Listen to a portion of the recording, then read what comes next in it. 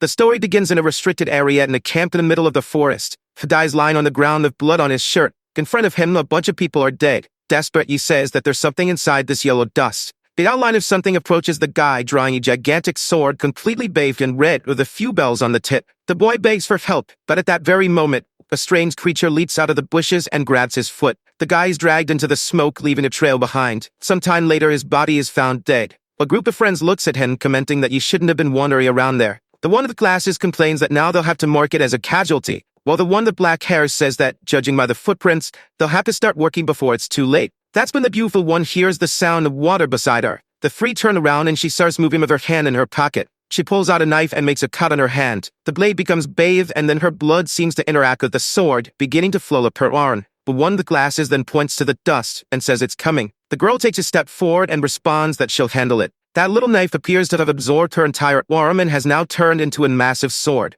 On her back, it shows that she's part of the Yellow Dust Task Force. The scene then shifts to a completely different place. In a building, the job interview for public service in the city of Seoul is taking place. A bunch of people are in the waiting room while numbers are called. In the bathroom, someone says they feel like they're about to die. He doesn't want to go in, he just wants to go home. His heart is about to explode. With his hand on his chest, heart racing, he says this is impossible. He goes to the sink, splashes water on his face, and tries to calm down, repeating to himself that yes, he can do it. He just needs to take a few more pills, and even though there are a lot, at least they work. Suddenly, he glances aside and a low bird lands on a branch. The tiny animal looks at him and the guy stares back intently. After a second of silence, the creature opens a big eye, asking what he's looking at and telling him he's screwed. However, the guy isn't even that shaken, just commenting that panic attacks really are a disaster. Meanwhile, on the way to the interview room, the news report shows that 4 guys who were camping went missing Europe province. Our protagonist keeps walking, telling himself that he can do it. His name is Han. He's 29 years old and the most average person possible. He's just an ordinary student from a regular school who graduated from a mediocre university and is struggling to find a job. This is the 5th year that our guy has been trying to become a public servant, and only now has he reached the interview stage. At that moment, a woman enters the room and calls his name. He immediately stands up excitedly, saying he's here, while repeating to himself that this time he'll definitely make it. The guy marches stiffly, telling himself it's going to be easy, but till he comes face to face with the big boss behind the laptop staring at him. The guy's fall is hard, and the interviewer asks why he wants to become a civil servant. He blurts out awkwardly, shouting that he wants to give back to the community and help society. Yeah, that's it. But in his head, he's thinking that what he actually wants is stability, a steady salary, a secure life, and not too many adventures. Then the interviewer asks what you would do if his superior did something wrong. Maru replies that honestly, you would point out what the person did wrong and try to find a solution, but would remain flexible and positive. He knows that if he says he wouldn't do anything, these guys won't approve him, so he's just lying, as if he'd actually get involved in other people's business. The guy then asks how he handles people. With a bright and confident smile, he says he's terrible at it. He can't communicate well, gets stressed easily, and was bullied at school because of his panic attacks and everything else. That's what he said, but in his head, he was going to say that he's super friendly, has great friends, and still keeps in touch with his classmates. The interviewer looks confused, and the fool realizes he said what he was supposed to think and thought what he was supposed to say. What an idiot. The guy just clears his throat and says they'll move on to the last question. A flash of light reflects off his glasses as he asks how Marva handled the most difficult moment of his life. Looking like a complete fool, Marva says that life has been pretty easy for him, and he hasn't really gone through much. But the guy insists, telling him to just mention any problem that comes to mind. Maru, all twisted up, says that nothing really comes to mind, except for that time he went to the mountains with his father. That's what he recalls in memory of himself near that yellow mist. His heart starts racing and he remembers the black creature with golden eyes staring at him. Now his breathing becomes shallow. The creature in front of him had countless eyes sprouting from its head, with a pile of bloody bodies on the ground while Maru was still just a child. Now frozen in the interview, his vision begins to blur and the chair tilts backward, making him fall to the ground. He stares at the ceiling, everything spinning, until the interviewer approaches, calling for Mr. Han, shaking his shoulders and asking if he's okay. However, in the middle of his panic attack, the boy tries to hold back his vomit. Too late, the interviewer must have gotten completely drenched. And just like that, we're back at his house with him sprawled out on the bed, mumbling that it was a disaster. He's sure that interview is a lost cause. Now without a job, without a girlfriend, and without friends, how is he supposed to live an ordinary life? Suddenly someone knocks on the door and he has no idea who it is. Still a mess, he stumbles to the door and opens it, asking what it is. Man, it's a Giga Chad woman. Or maybe it's not even a woman, I can't say for sure. The towering human asks why he didn't answer sooner. He calls her mom, but then sees her stepping into the room, 3 meters tall, built like a JoJo character. But of course a mother is always a mother. She says she brought in some food and was about to leave. He thanks her, asking if there's any meat. She replies that there isn't, just kimchi and beans. He thanks her anyway. With a jawline that would make newing practitioners jealous, she glances around and notices that all he's been eating is instant noodles, dirty napkins, and drinking soda. Meanwhile, he sits there, all crook but happy with his meal. Seeing the mess around him, she starts tidying up, wondering how he can live in such filth. He says he'll clean it later, but she's more interested in how the interview went. That's the final blow.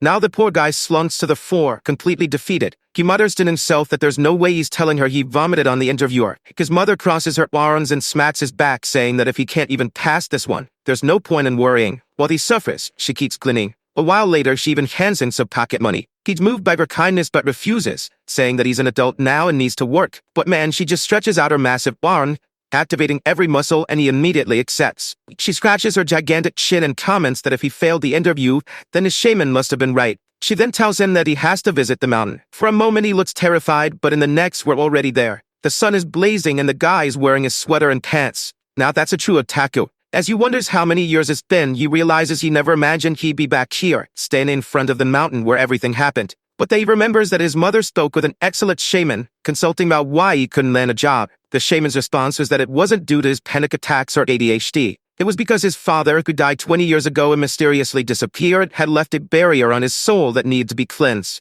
Until he did that, he wouldn't be able to move forward in life. To become a public servant, he had to make an offering on the mountain to appease his father's soul. But after walking so much, he has no idea when he'll finally reach his destination. Until after a while, he stands before a gate and says, "This is it." He opens it and pauses for a second, glancing to the side. At that moment, he seems to see an identical version of himself. Given his transparency, a guess is either a soul or a memory. The boy rushes to the house's entrance and slowly starts opening the door. Inside, a man stands with his back turned. Maru fully opens the door and just stands there staring. After a moment, he moves closer, tugs at his father's pant leg, and says he's hungry. But his father seems to have a strange expression and suddenly starts screaming. The boy flinches, and with that, the illusion vanishes. Then he feels a sharp pain in his chest and realizes that another panic attack is coming. He takes a deep breath and exhales. A bit calmer now, he reaches into his backpack, pulls out the liquor, then pours it into a cup. He tosses it around the house while telling his father that he hopes he's having fun wherever he is. He explains that he only came because his mother asked him to, asking his father to rest in peace.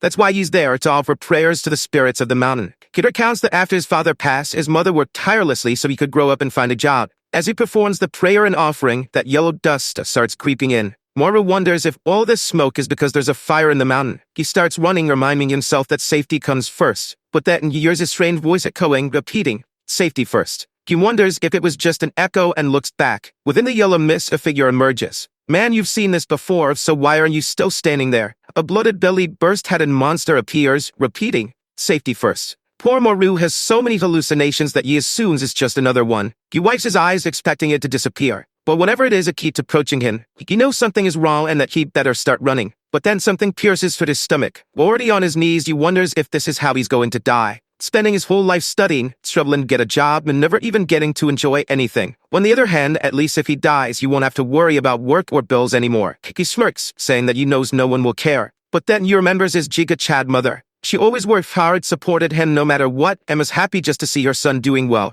The courage of Giga Chad runs through his veins and he starts getting up, even with that thing still impaled in him, saying you won't die here. However, the creature catches a scent and looking all strange starts moving toward him, repeating the same words about safety first. The monster moves in to take a bite, and inside its mouth, an eye is visible. The creature latches onto Mura's waist, and he tries to push his torso away to avoid being bitten. However, the monster's mouth is huge, and it sinks its teeth into his shoulder. The poor guy screams in agony, thinking to himself that if this keeps up, he'll pass out. That's when he remembers his father telling him to eat. Well, if the monster can bite, so can he. He bites into the creature's neck, tearing off a chunk. Damn, this boy is brutal. The monster never expected the tables to turn like this, and now is writhing in pain, while the massive eye inside its mouth keeps staring in. From within its iris, a dark energy spreads, leaking out of its head. Mara's mind is suddenly flooded with visions of countless bodies being dragged away by these creatures, a kind of carnival where the monsters slaughter each other. Watching over all of it is a strange green eye, observing the battlefield from above. Marva tries to comprehend what he's seeing, who's speaking to him, and whether he might already be dead. His mouth is filled with a metallic taste, and he wonders if this is the taste of death. Someone calls his name. Once again, he wonders who it could be this time. Slowly, he opens his eyes, and a guide as left asks what he's doing in a restricted area. With his mouth still bloody, Maru is confused and quickly stands up in shock. He immediately looks around, wondering where that monster went or the creature that emerged from the yellow dust. The guy in the Hawaiian shirt wants to know what Morris saw and what he said. Maru explains that a yellow mist appeared beside him. He was attacked by a monster, and now he just woke up. He was sure he was going to die because his stomach had been pierced through. The people who found him exchanged glances and signaled to each other. The guy in the Hawaiian shirt comments that when the alarm went off about a demon, he thought it was a false alert, but apparently it wasn't. Moreover, it looks like this kid killed it. The girl responds that it's impossible. Sure, you can gain a demon's power through its blood, but you can't immediately use its abilities. The guy glances at Maru, calls his name, and asks if he knows what happened yesterday. Standing there in his torn shirt like some kind of fashion challenger, Maru wonders what he means by yesterday. Then he looks at his phone and nearly jumps. He's been unconscious for an entire day. Meanwhile, the dude comments that if he survived for this long, he definitely gained abilities. The girl says it's too soon to make any claim since he just woke up and won't understand the situation yet. The guy reassures her, saying not to worry, that everyone goes through this, then places his hands on Moru's shoulders, saying he arrived at the perfect time, he's going to have to participate. Maru has no idea what the guy means, but he's told to change his clothes first since his current ones are in tatters. A short time later, they're back at the port for the orientation for new employees in the special service. Now Maru is sitting there in his old shirt, completely lost. How did he suddenly end up at an orientation for government officials? Not to mention the atmosphere is anything but welcoming. Everyone looks strange with unsettling expressions. That's when someone in red clogs walks in. She tugs on her pants and Dan, another Jigachad woman. Seriously, is everyone here doing newing? She introduces herself as Yu Young, head of this place, and welcomes the new employees. Maru raises his hand and says that maybe he shouldn't be participating in this event, but she just tells him not to worry, that she just received his information, and he's been admitted. Congratulations, he's a new hire. The poor guy stands there, completely baffled by what this crazy woman is talking about. She continues with her script, saying that everyone here should already be familiar with the special employees of this place. Their job is to protect lives. First and foremost, they are not allowed to tell their family, relatives, or anyone close to them that they work here. If this information leaks, they will be punished for violating national security laws. Maru thinks to himself that this is an extremely serious statement. Yu-Yan then says that everyone here must have received new demon abilities this month. When a demon's blood enters your bloodstream, there's a small chance of gaining an ability. Right away, Maru realizes that this must have happened when you bit the monster's neck. She continues saying that their lucky demons currently only inhabit the mountains. The yellow dust is the first sign that a demon is about to appear. Its concentration ranges from 1 to 10. Obviously, the more dust, the stronger the creature. She then calls for Xianwu, who raises his hand. She remarks that since he received the ability from a level 7 creature, she's looking forward to seeing his potential. That handsome guy responds confidently, saying he'll do his best and she doesn't need to worry. Then Yudong shifts her attention to Maru. She mentions that you receive an ability from a level 1 demon and asks what it is. Still disoriented, he admits that he has no idea what his ability is yet. Immediately, some smug bastard nearby starts laughing. The guy deserves a bite on the neck. Or maybe not. Something tells me that would be peculiar. Better let it slide. Marva feels annoyed but decides to ignore it. After all, his priority is to get out of this place as soon as possible. Suddenly, a loud alarm blares in the room. Yudong says it's perfect timing. This is the warning that demon has appeared. The very next moment, they're climbing the mountain. She announces that it's time for the practical test. The perfect opportunity for them to test their new abilities. Of course, the one questioning why the hell he's even here is our dear Maru. What he really wants is to get out of here before things get dangerous. But just as he's thinking once again about safety, he encounters the damned yellow dust. His expression says it all. He's scared shitless. Then through the thick fog, he sees the silhouette of a woman. It's the mummy-armed girl and he wonders if she's okay. At that moment, she turns around and Maru is startled. She'd impaled a 3-meter-tall creature with a stake. Maru stumbles to the ground in shock while everyone else looks on in awe. Yuyan tells them all to pay attention because the practical test has begun. The creature in front of them looks strong, but it's just a rank 1 demon, the weakest there is. Captain Kang had already pinned it against the wall, so no one needed to worry. Kang, however, was more interested in the kid with the dumbstruck face, the one who somehow killed a demon all by himself yesterday. She was curious about the potential of someone who gained powers at the exact moment they faced a creature, since that was extremely rare. Yu Yam, on the other hand, was excited. She ordered everyone to start using their abilities. Our boy was just standing there in the cold, staring at that massive creature, thinking that this woman had lost her mind. How was he supposed to fight something like that? The panic attack surged back, his chest tightened, and breathing became difficult. In the blink of an eye, he found himself standing on top of the Red River. A creature with black limbs approached. It seemed to be some kind of woman-dove hybrid, covered in shaggy hair. Ugly as hell. He was just standing there, suffering quietly, when the monster nearly placed its hand on his head. The creature grasped his entire skull, shifted to the side, and told him to eat. So the bastard's got a Naruto QB situation going on in his head. But on the outside, he was giving off serious Tokyo Ghoul vibes. Because while everyone else was tense, he was practically drooling, saying he wanted to eat. And not just a low drool, no, this was some high-quality illustrated saliva. Someone touched his shoulder, startling him. It was Shanwoo, asking if he was laughing out of sheer terror. Honest as ever, Maru responded that no, he was just starving. Man, I already want to punch this damn Shanwoo for thinking Maru is pathetic for being hungry at a time like this. Now that I know our boy is Tokyo Ghoul, maybe he really does deserve a bite. Maru calmed himself down, wondering what the hell that was and why he was so hungry. At the top of the mountain, Yu Young called for everyone's attention. Before he could use their abilities, she needed to explain the basics. She clarified that the very existence of the yellow mist was due to the demons. Obviously, the stronger the demon, the more mist it produced. She then pulled out a knife and said that wasn't all. Making a small cut on her hand, she explained that those who had received demon powers also had enhanced regeneration when inside the mist. However, a fatal wound would still kill them, so they needed to be careful. Additionally, their powers only activated within the mist while fighting creatures. Outside of it, they were nothing more than ordinary people. Seunwoo, the most humble man in Korea, yawned and asked how long she was going to keep talking. The most important part should have been mentioned first, how to activate the power. He then said he'd give it a try. Biting his own lip, blood started to flow and the yellow mist drifted toward him. Something within him seemed to activate. He felt his strength increasing as eyes turned golden. The secret was to let the mist enter his bloodstream. He put on a glove and declared that it was time to begin. Suddenly, the stake that had been lodged in the monster's head exploded. Kang shouted for everyone to be careful as the yellow mist began surrounding them. Now free, the monster started moving, letting out a roar in their direction before slamming the ground. The poor newbies who had just started this job were already terrified. Kang moved to intervene, but Yu Young ordered her to stay put. Kang insisted that this was too much for beginners. But Yu Young still refused, saying that this was the perfect time for practice. That they couldn't handle a level 1 creature. They would just die anyway. The monster suddenly sniffed the air and locked eyes directly on Maru, who was standing there, scared stiff. He immediately wondered why this damn thing was looking at him. Then, out of nowhere, the monster's hand opened and a knife shot out, flying straight at Maru. Damn thing is fast. Maru took it to the arm, collapsing to the ground in agony. Kang felt sorry for him as he writhed in pain. He got back up, arm throbbing, but the monster was already closing in, ready to crush him. The beast landed right beside him, creeping closer. The two locked eyes as it reached out, but suddenly something burst out of the ground. A monstrous centipede wrapped itself around the creature. It was choking the beast, staring it down. Turns out, this was Sunwoo's ability, the demon centipede. For someone who loves being handsome, his power was ugly as hell. Then the female student attacked from behind, slicing the monster's head. Her ability was from the Rojo demon, whatever that was. What did you know is that the monster just lost half his brain and was now screaming toward the sky, spreading more mist.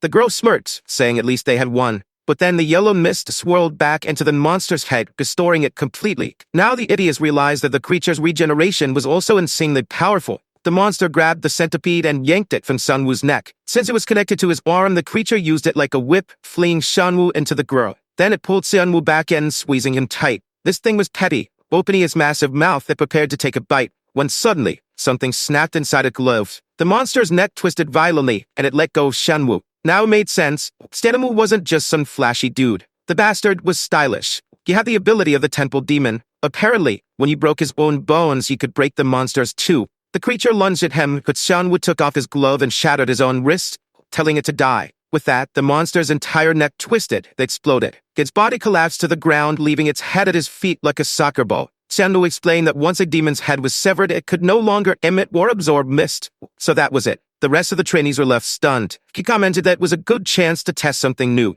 But then Kang appeared behind him and asked if he intentionally broke her stake to wake up the demon. The kid and villain potential. He simply denied it. No, of course not. Where was the proof? But she grabbed his arm and said they could find out real quick, by breaking his fingers to see if her weapon shattered again. With that, Yudong clapped her hands, cutting in and praising Shanwoo for doing well on his first try. However, someone was missing. Our boy had bolted out of there. He wanted no part in this, working a job like this. No way. You want a peaceful, ordinary life, not one where he had to fight demons with cursed powers. But someone needed to tell them that he was the protagonist of this story, so he wouldn't be escaping the action anytime soon. Yu Young shook her head, saying that someone who ran away like that wasn't qualified to be a special agent. Meanwhile, Kang was still trying to process what she had seen earlier. There were countless targets in that area, yet the creature had clearly chosen to go after him. Yu Young immediately ordered them to find him and check if he was still alive. But then Kang was the only one who noticed the obvious. Why hadn't the yellow mist disappeared if the leader was dead? Now everyone else started wondering the same thing. Meanwhile, Maru stood in front of a gate that was exuding an insane amount of mist. He wondered why it was there. At that very moment, the new monster appeared. The thing was huge, at least 15 meters tall, and Maru immediately ducked behind a bush.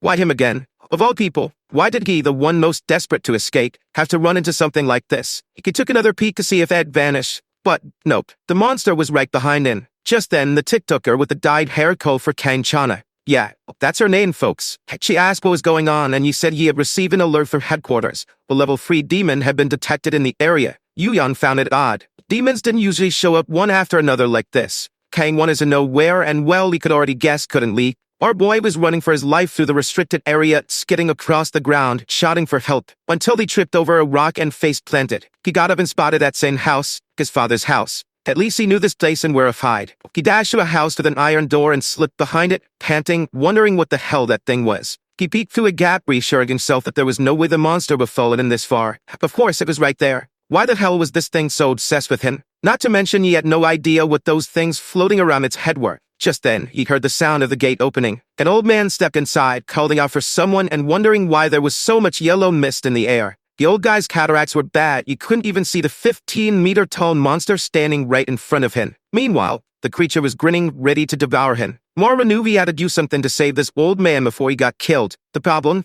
He wasn't strong enough. How was he supposed to pull this off? That's when he remembered what Yu Yun had explained. Those who had received demon abilities could regenerate wounds while inside the mist. However, the fatal wound would still be enough to kill him. His hands trembled. He knew he might die. Maybe he should just stay hidden and save himself instead of throwing his life away for some stranger. The old man squinted into the distance, asking if that was Changzik's mother. Yu and the monster seemed confused, repeating her words. The old woman took a step forward, scolding it for mimicking her. Then she froze. Now that was close. Her eyesight might have been bad, but this close-up, her cataracts weren't a problem anymore. She could see the massive creature standing right in front of her. Terrified, she stumbled back, struggling to comprehend what she was looking at. Meanwhile, the monster just kept repeating her words. It raised a single finger and spikes took aim. Then, get attacked. Blood splattered. And I haven't bet $1 million that Morrow had thrown himself in front of it and taken the hit. Sure enough, as the old woman slowly opened her eyes, she found the boy bleeding out in her lap. He weakly asked if she was okay. She said yes, but he collapsed onto her, missing an arm and paled all over. Man, this kid suffers. Struggling to stay conscious, he told the old lady to run, while wondering why he had been cursed with the level 1 ability. His power was as useless as the resumes he sent to companies. In the end, he was going to die, and you wouldn't even be able to save the old woman. All he wanted was for someone stronger to show up and save him for once. As he lay there waiting for help, the yellow mist began seeping into his arm. Veins started surfacing on his neck, and here came the telltale cultural artwork drool. Then, in a sudden burst, he lunged straight at the monster, to bite it. Meanwhile, Kang was sprinting for the forest. She heard a scream behind her and turned. She burst through the gate, only to witness something insane. Mardo was feasting on the monster's neck. Horrified, she couldn't comprehend what this rookie was doing. The creature grabbed Maru by the head and slammed him against the wall. He was barely conscious, but it looked like he had swallowed the chunk he bit off. The monster, on the other hand, was furious. The little bastard had taken a bite out of him. As the monster tried to flee, Kang noticed something. The part that Maru had bitten wasn't regenerating. She couldn't understand why, but this wasn't the time to worry about that.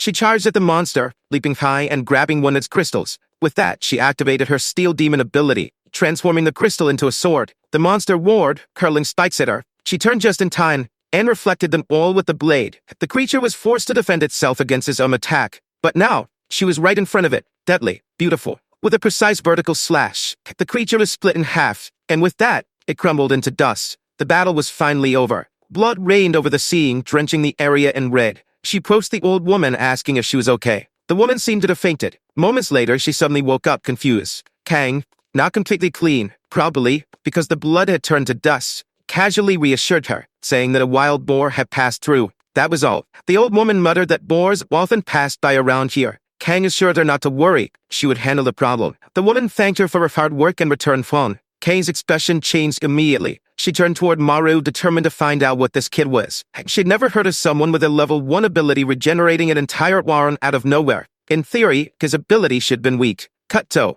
Our boy screaming in frustration. He had just received a message saying he would be starting work tomorrow. But after remembering that spike monster that nearly killed him, he had zero interest in showing up for that job. Maru collapsed onto his bed, muttering that there was no way he was going to that job. But on the other hand, he really did need work. Desperate for a job or not, he was too exhausted to think, so he decided to just sleep. However, if there was one thing this guy never got, it was a moment of peace. As always, he was dreaming about that war where the red monsters devoured and slaughtered each other. A voice called out, telling him to come back. Suddenly, he woke up in a cold sweat, panting, staring at his hands, unable to make sense of what he had just experienced. Morning had already arrived. He glanced outside. only to see that the entire mountain is on fire. Amidst the burning trees and bushes, the creature made of ashes is walking, setting everything ablaze. Then a soaking wet girl appeared, throwing water at it. To be honest, those little splashes weren't going to do much. But she wasn't alone. Another person arrived and launched an ice attack. The monster's leg froze solid, turning it into an oversized popsicle. The girl called for the leader, noting how strange it was. Creatures like this weren't supposed to appear at night.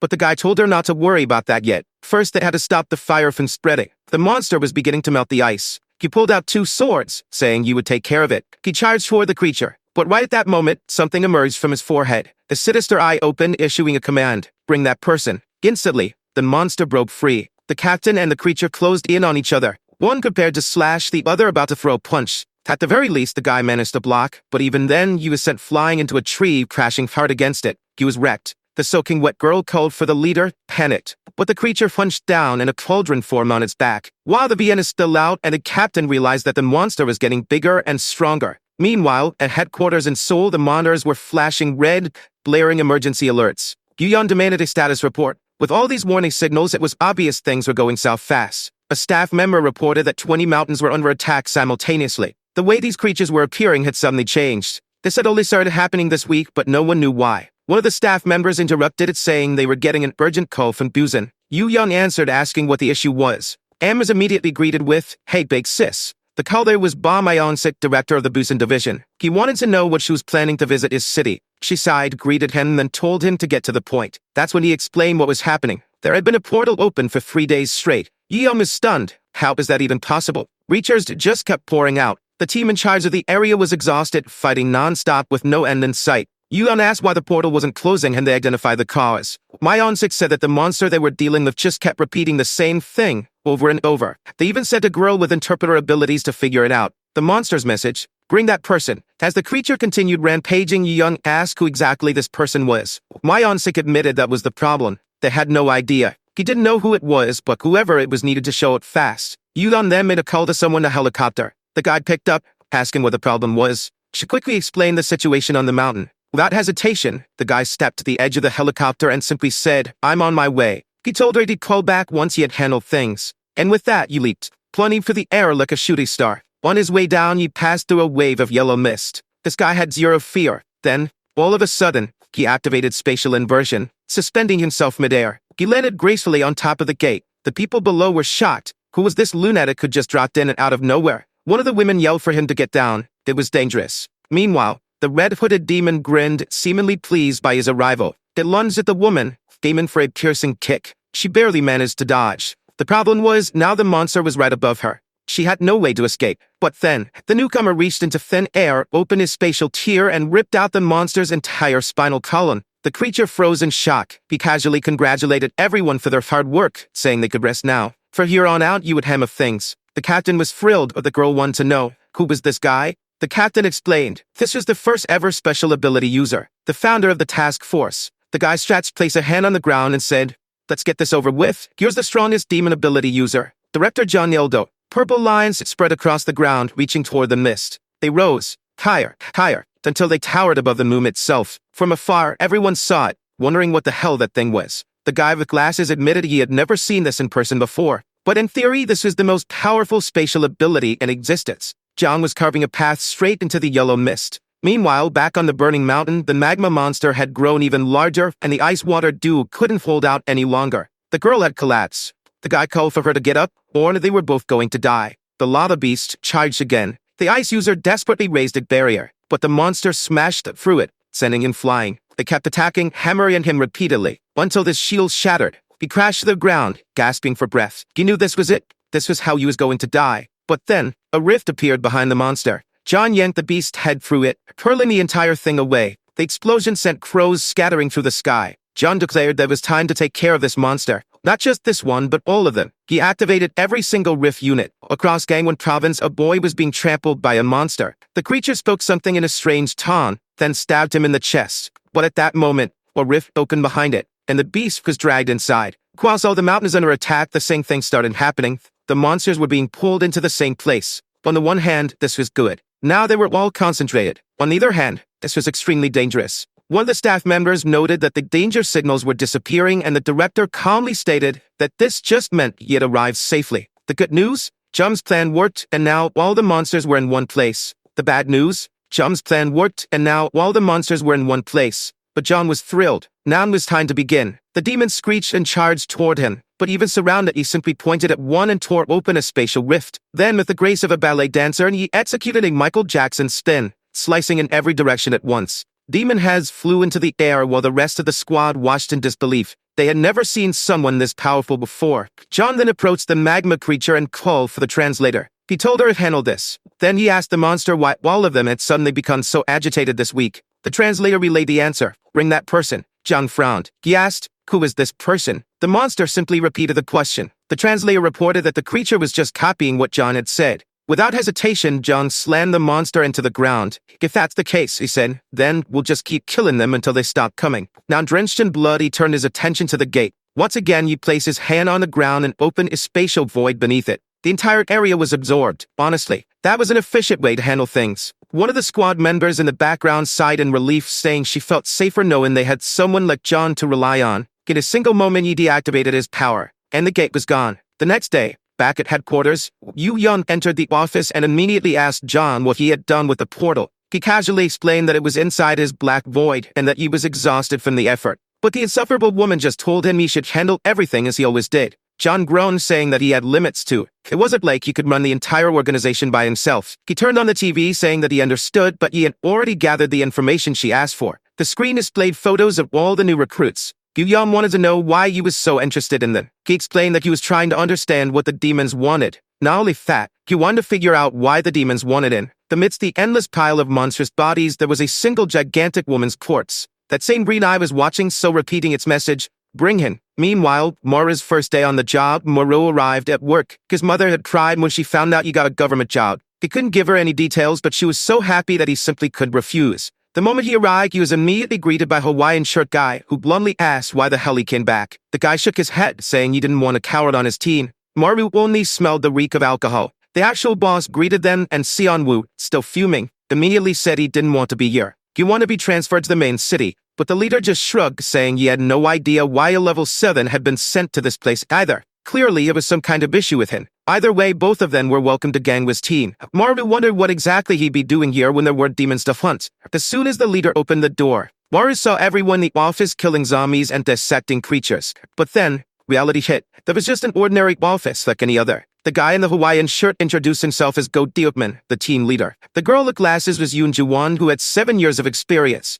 The plank guy, who had also been here for 7 years, was Kim Yi-bak. And the TikToker, we already knew him, Yoseok. He had 1 year of experience. Go Diokman told them to get along and to sit wherever. Maru, sweating, found his seat. He wondered if everyone had been this stressed on their first day. Nervous, he greeted his new co-workers, trying to make a good impression. But then, Sanwoo, sitting directly across from him, glared and told him to stop looking at him. Poor Maru was crushed. Sanwoo, meanwhile, was pissed that he had been sent to this isolated place. So Maru turned his attention to Yoseok, who was busy browsing designer brands online. He asked what exactly their job was. Yoseok casually pointed around, explaining that they were a special unit that dealt with the yellow dust. There were 13 divisions spread throughout Seoul, and those ranked level 7 or higher were assigned to special missions. As for their island, goes mostly for incompetent people, or for those who are just plain weird. Maru immediately related, that explained why he was here. But still, something about this place felt off. Yoseok added that some capable people volunteer for this job. At that moment, both of them turned their heads,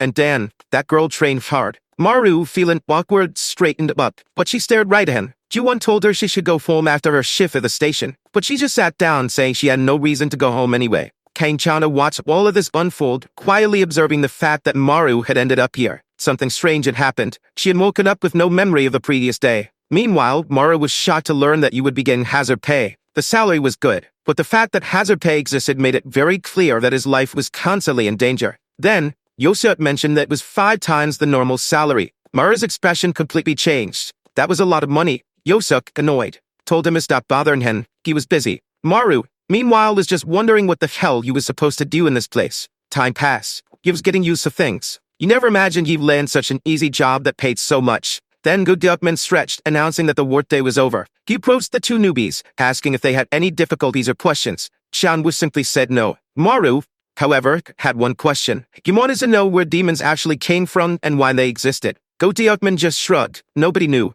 Xiaomu added that most people believe they came from above. Maru realized that nobody knew where these creatures came from, but nobody seemed to care either. Humanity was doomed. It was frustrating. What? Somehow, these people were doing their jobs, no matter how bizarre things were. Back at headquarters, Yu Yan rode the elevator down. She found Zhang standing in front of the golden capsule. He asked her what she thought. She glanced at some reports commenting that the monster appearances seemed to have stabilized. Zhang, however, continued staring at the swirling yellow mist, wondering when it caused this sudden surge of creatures. Yudong suggested that maybe they were getting closer to the truth. Zhang wasn't so sure. He was staring at a fallen angel bound and suspended upside down with white hair, and murmured that he wasn't convinced. Zhang wanted all the leaders to stay on high alert for now. If the rest of the organization found out about these details, it would cause absolute chaos. The scene then shifted to Maru, who was asking what they were talking about. The others are grilling some barbecue, casually explaining that this was exactly why they had to celebrate as much as possible. Yuda mentioned that because of this prophecy they tried to enjoy life every day.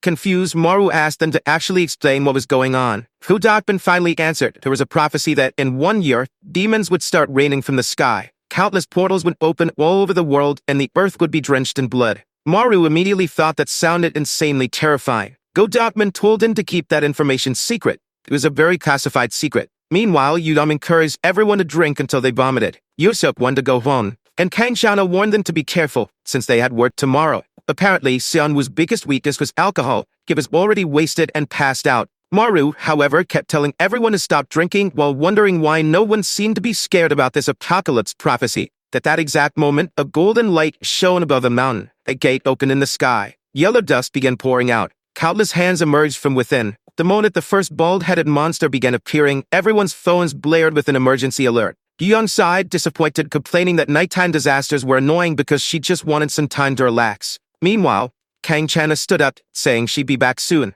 Xianwu immediately said he was going with her, but she refused, saying that she wanted to take Han Maru with her. Maru wanted nothing to do with this. Here he was, forehead pressed against the car window, wondering how he had ended up in this mess. Kang then called his name, reassuring him that he didn't need to worry so much about the prophecy. Maru replied that this wasn't something to be taken lightly, but she confidently said she was sure that the people at the top were already making the necessary preparations. You might not know it, but countless powerful individuals worked in this organization. Right now, all they had to focus on was locating the demons and killing them. Maru was terrified, but he was also absolutely smitten by how cool she was. She then mentioned that he seemed to have a special kind of ability, and she was excited to see what he could do. Maru was thrilled for the first time someone actually expected something from him. Then she casually remarked, "I've never seen someone eat like you before." She wondered if it was some kind of gluttony demon ability. Maru had no idea what she was talking about. She explained that it literally seemed like he had the power to eat demons. He hated the sound of that. But then, the scene cut to a monster being impaled. Kang had easily pinned the thing down and turned to him. "You're really gonna make me say it? Eat it."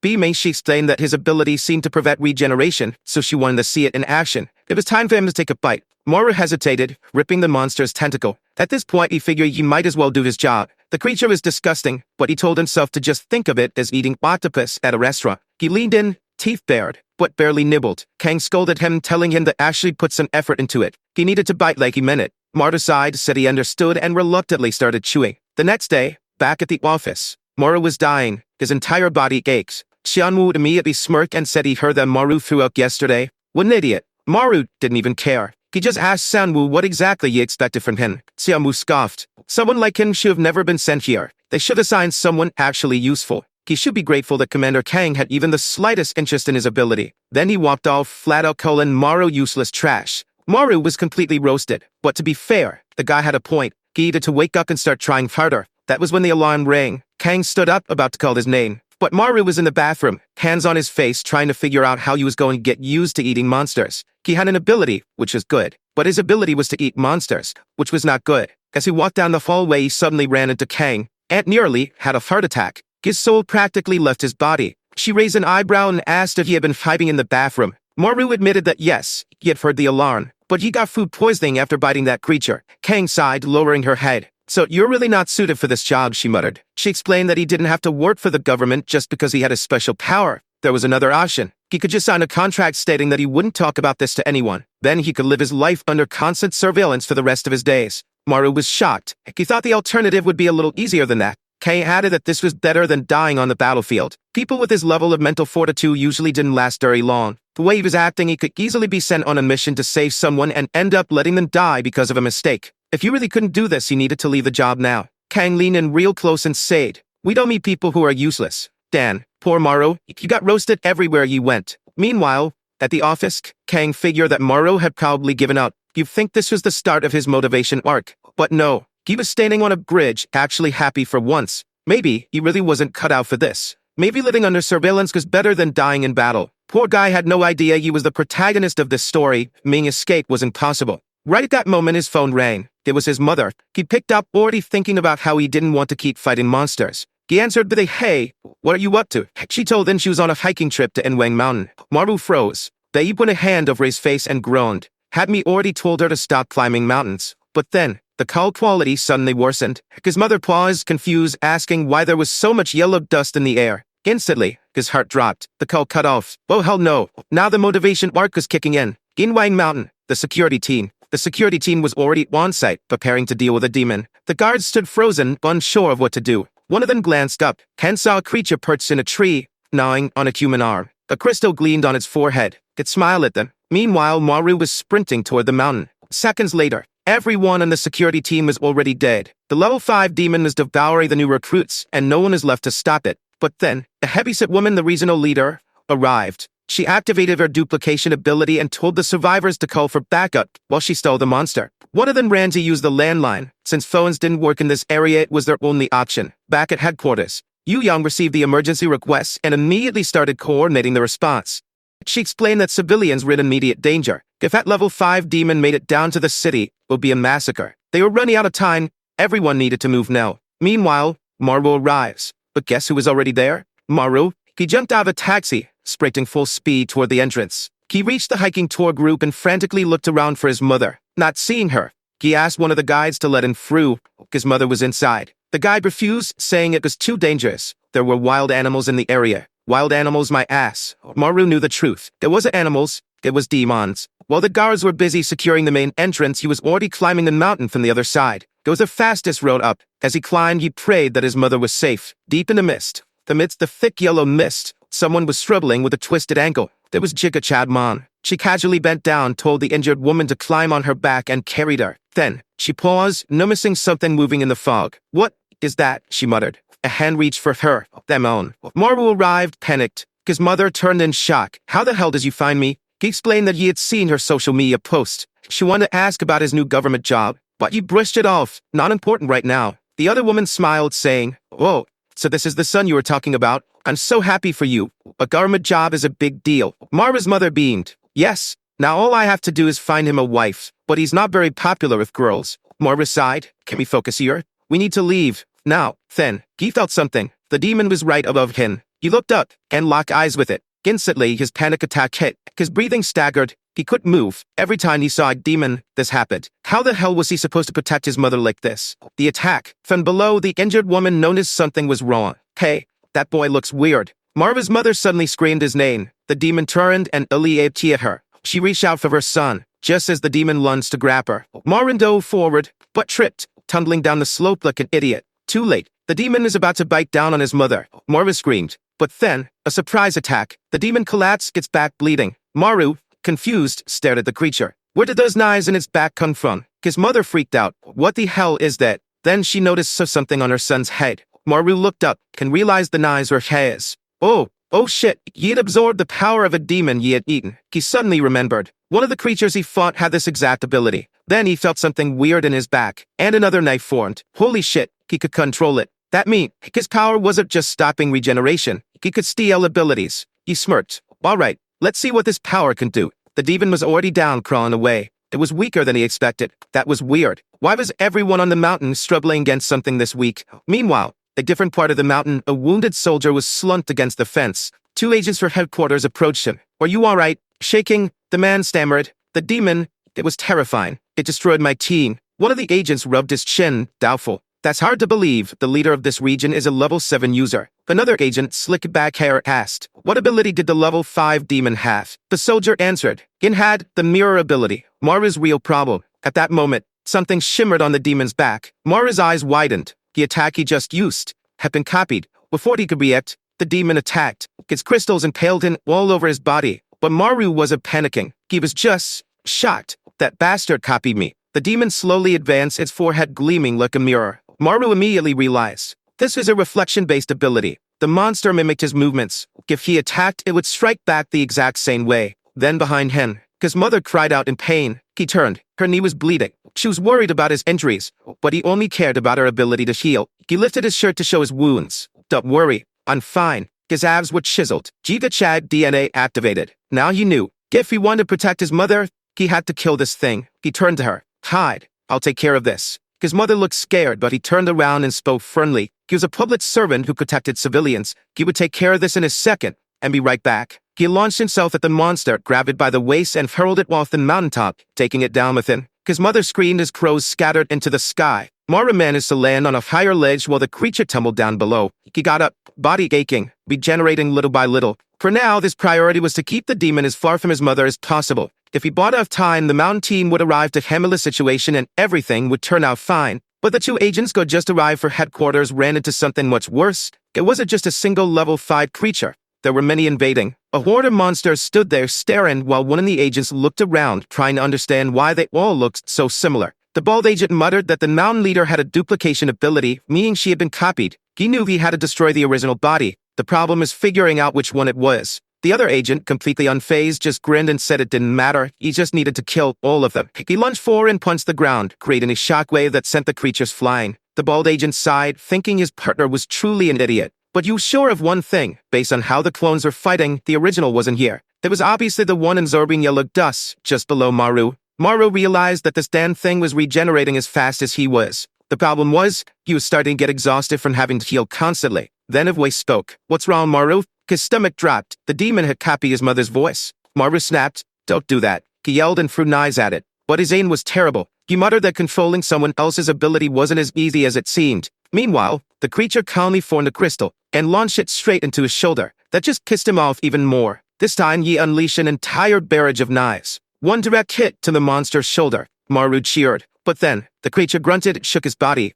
and instantly regenerated. Maru's heart sank. They had the same attack ability, but the monster's recovery speed was even worse than his. That meat, it was weaker than him. Then he remembered something important. Obviously, it was a conversation with Kang Chana. She had told him before. I have the feeling you never actually listened to what I say. Lying on the ground, bleeding, Maru muttered that maybe you wasn't made for this. But she had reached out her hand, helped him up, and said, You're just scared of getting hurt. He had understand that wounds healed inside the yellow mist, so it didn't matter. The pain was real, yes, but that was just part of it. Plus, he had to eat those damn demons to recover. She had been crushing his hand as she spoke and yet asked if there was a better way to fight. Kang had thought for a moment before responding. To kill a monster like this, he got to cut off his head and stop it from absorbing yellow dust. Since he lacked an offensive ability, he could only act as support. But on the other hand, he had the best regeneration ability. That meant you shouldn't be afraid to fight monsters head-on. Back in the present, Maru grinned. If his ability was the best, then you wasn't going to be scared anymore. Besides, thanks to gluttony, he had more than enough strength to kill this thing. The problem?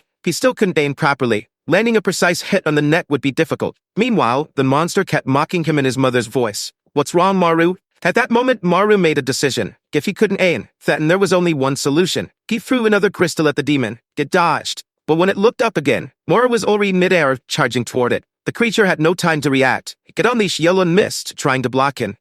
It bit down on his knife, stopping the attack. Then it grabbed him by the throat. The monster got close to his face and asked, Why do you fight like this? It pressed against a rock, then flung them both to the mountaintop, slamming him into the ground. Maru couldn't breathe. He couldn't activate gluttony, but you have it bite this thing. The problem? The demon wasn't close enough. Then, it bit his neck first. Maru couldn't bite back, so he ripped a knife for his back and stabbed the creature's side. Blood poured from his wound. He tried to stop the bleeding, but the monster just stared at him. Then, dizziness hit him. His vision blurred. His wound wasn't healing. Had the monkey copied his ability to block regeneration? Looking at the pool of blood, he had no idea how much time he had left. If he failed here, what would happen? Then, he remembered another moment. Another conversation with Kang Chana. She had sighed and asked, How many times are you gonna pass out? He'd explained. It was a panic attack. He couldn't control it. His chest tightened, his mind went blank, and all he felt was the certainty of death. Her response? That's exactly why you need to get over it. At this rate, the next time you think you're gonna die, you actually will. You're the last line of defense for civilians. If you're weak, they die. In the present, Giga Chadmon was wandering nearby, calling out for him. Maru was somehow still alive, gripping his bleeding neck. But his face looked awful. He picked up a crystal. The monkey copied in. Maru remembered Kang's words. Even if he did, he had to take this monster down with him. He bit down his lip, furious. Then he screamed, and ran straight at the demon. The monster crouched, dodging and stabbed his ribs. But Maru had thrown his dagger upward. The creature asked it, "What you trying to do?" Maru grabbed it, and roared. Every crystal he had thrown so far flew toward them both. The monster froze, and got hit by all of them. Actually, they both did. But at least, the last knife he had thrown from above came down and cleanly severed the creature's head. Its limbs detached, its body collapsed. Maru, shaking, stumbled backward and fell. At headquarters, the agents saw the monster disintegrate and wondered if they had killed the original. The bald one said no, someone had killed it elsewhere. Back on the mountain, Maru's wounds slowly healed, but this time you really thought he had almost died. Then he got up intending to find his mother. But his father's voice whispered behind him, "Eat." His father pointed at the monster's remains. "Go back and eat it." Maru finally understood. That crazy old man had known all along. The monster had a rare and powerful ability. If he ate it, he might gain another power. And you remembered Go-Dutma's prophecy. In 1 year, creatures would rain from the sky. Motivated by the desire to become strong enough to protect his mother, he approached the demon and grabbed its arm. With that, he began his daily meal. Now fully confident and looking sharp, he declared that from this day forward, he would eat any strong demon he encountered. The guy even licked his lips. Sometime later, his mother woke up in the hospital, asking if she had really passed out on the mountain. But she didn't seem too concerned, just saying that she didn't really remember much. Maru was relieved she didn't remember. In theory, she should have, considering the monster had been right in front of her. Still, he showed her a news report about everything that had happened on the mountain, and told her to stay out of dangerous situations from now on. His mother then mentioned that she had heard rumors about someone who looked like his father being seen on the mountain, which is why she had gone to check it out. That was when Maru started connecting the dots. His father had also disappeared on a mountain. Maybe it's something to do with the demons. The memory surfaced. He was in the forest, looking up, face pale with terror, blood dripping from his mouth, barely clinging to life. His father's arm was being devoured. This was the first time he had ever remembered something like that. Then, panic attack incoming, but Jigachadmon snapped him back to reality, asking why you looked so pale. Yeah, working for the government really was exhausting.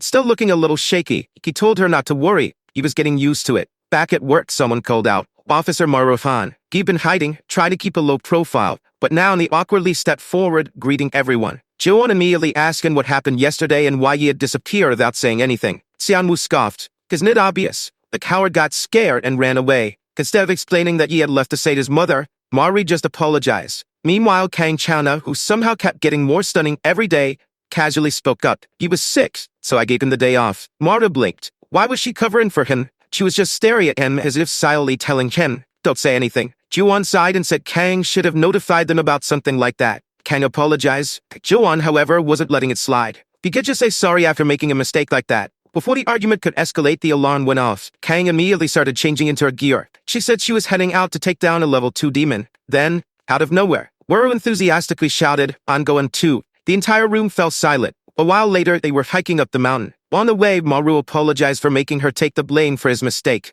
Kang shrugged. She said she knew he had left because she had been too harsh on him, so it was fine. But, why did you come back? Maru was already sweating out of breath and they were only halfway up the mountain. Still, he managed to answer. He was here to fight now. Right at that moment, yellow dust started rising. The massive fat creature emerged in the distance. The ground shook. The monster charged straight at them. There was a huge, gray, obese old man, yelling that he was ready to fight. Kang Chana warned them, even though it's level 2, don't underestimate it. After all, an entire mountain team had been wiped out by a mere level 5 demon. Maru knew exactly which one she was talking about, the one he had beaten yesterday. Then Yosiak, the TikToker, casually commented that those guys were lucky HQ had taken care of the monster. The main brands only had level 7 and above users, meaning they were on completely different level. Maru froze. Should he say it? Should he tell them it was actually him who had killed it? The problem was, he had left early yesterday. He had to explain a lot, but you wanted recognition. He wanted them to know you worked hard too. But before he could say anything, Kang asked, "What is that demon doing?" The creature had its hands under its arms,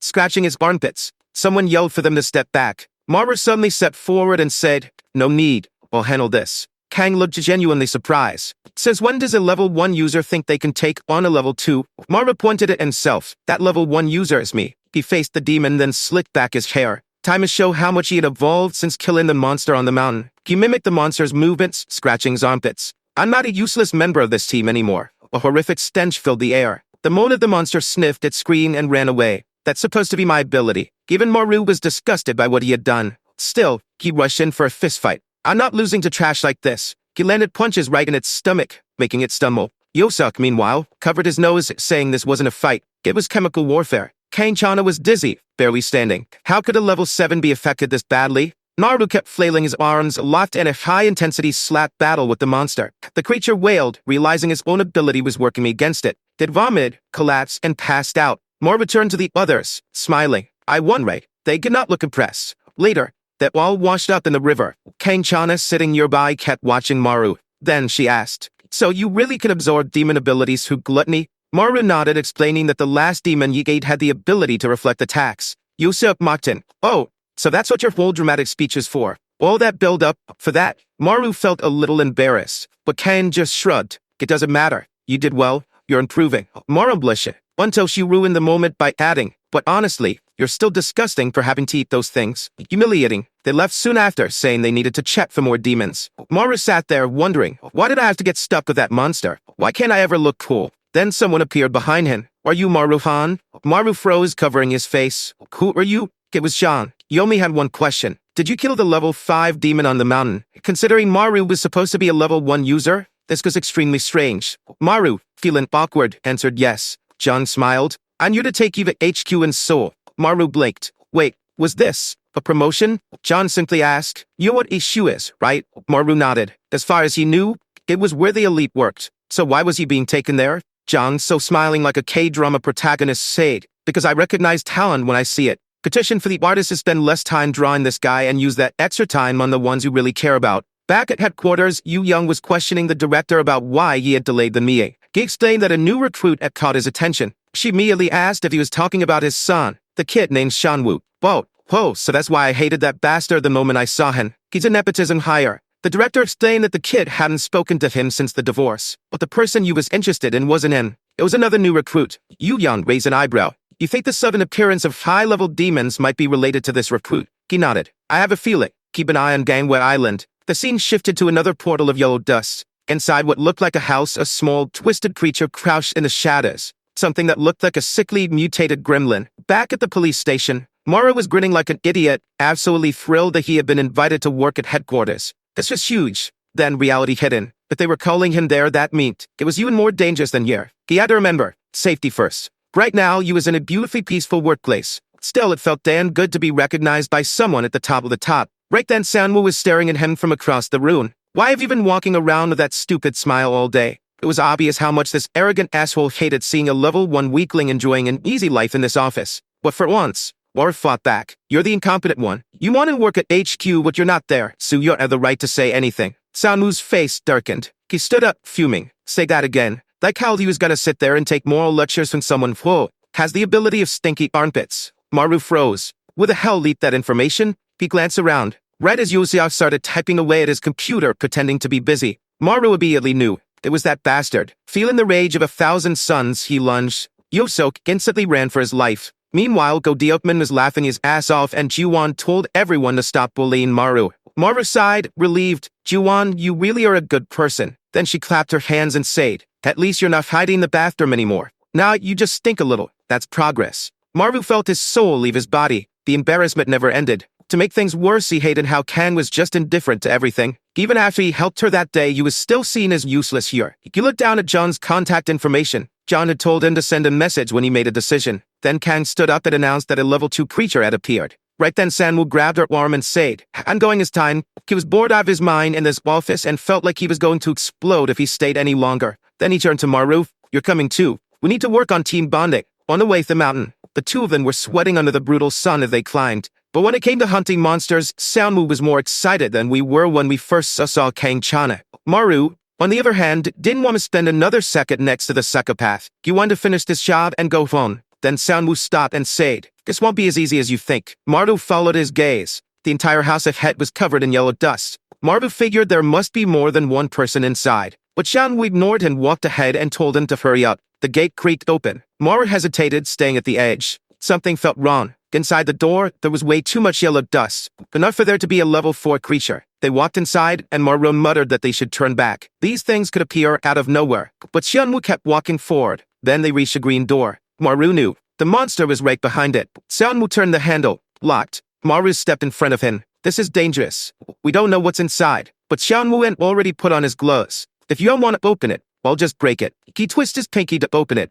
Our boy gets startled, but nothing happens. He's confused while Marwa tells him to stop acting all confident when he can't even open a lock. Shanwoo then goes to take a look for the keyhole. Sitting at the back of the room, you can see the scrawny little devil. The protagonist pushed him aside, saying you want to take a look too. Staying in the corner, and he said the thing looked weak. However, the guy warned that judging by the amount of dust, this creature was at least level 7 or higher. Frightened, our boy wants to know why something that strong is on this island. Sanwoo replies that he has no idea, but now he understands why his heart is racing. For a long time, he's been eager to fight a truly strong monster. Our boy already took off running, saying that Lunatic was going to put both their lives at risk, so it's better to call headquarters right away. However, when he turned the lock, it was an opening. He starts slamming his shoulder against it, wanting to know why they can't leave the way they came in. That's when he realizes that, obviously, it must be the work of the demon hiding in the room. Meanwhile, Sanwoo is kicking and punching, trying to force the door open, shouting at the Dan recluse to come out so they can fight. Maru, on the other hand, doesn't want to spend even a second against that demon, much less against that psychopath, especially knowing he's a Hikikomori level 7 demon. The black hat was just standing there, then suddenly started repeating something about being lonely.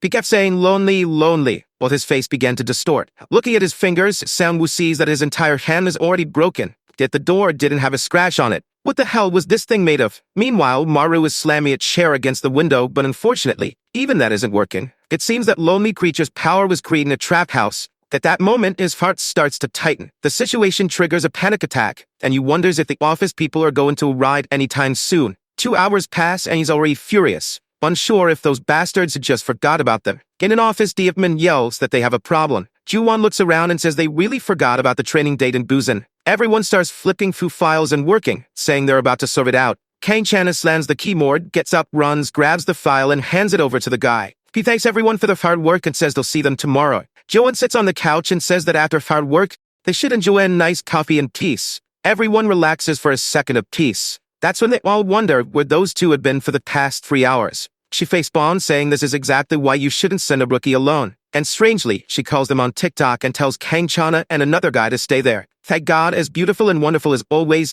thanks to the artist for putting in extra effort, she gets up and says she's going too because she has a bad feeling. She walks past Juwon, who stares at her and warns that this place was very close to that other place. So is she really going by chance? The girl seems to have some kind of trauma. She just stands up and tells them to hurry. If I had to bet $1 trillion, I'd say her family was killed by demons, then that's why she's so determined to kill them. The scene shifts to the house and everyone's already inside asking where the two are. Through the dust in the background, they see a shadow approaching. There was the desperate fools shouting at them not to let the door close. But it was too late. It shut right in their faces, and the fools wondered why they had barged in like that. Already slumped on the floor, Juwon wants to know what happened to them. The situation is explained, and they stand by the door. They realize that apparently the demon doesn't want to leave. That's when Kang tells everyone to step back, pulls a small warren out from her body, and forms a katana. She slashes at it, but obviously, nothing happens. Yosuk is terrified that even her attack didn't leave a mark. Juwon then tells them to wait because she'll handle it. She pulls up her jacket sleeve, revealing a small black orb on her arm. The tiny spider appears, and guess what her ability is called? Demon Spider.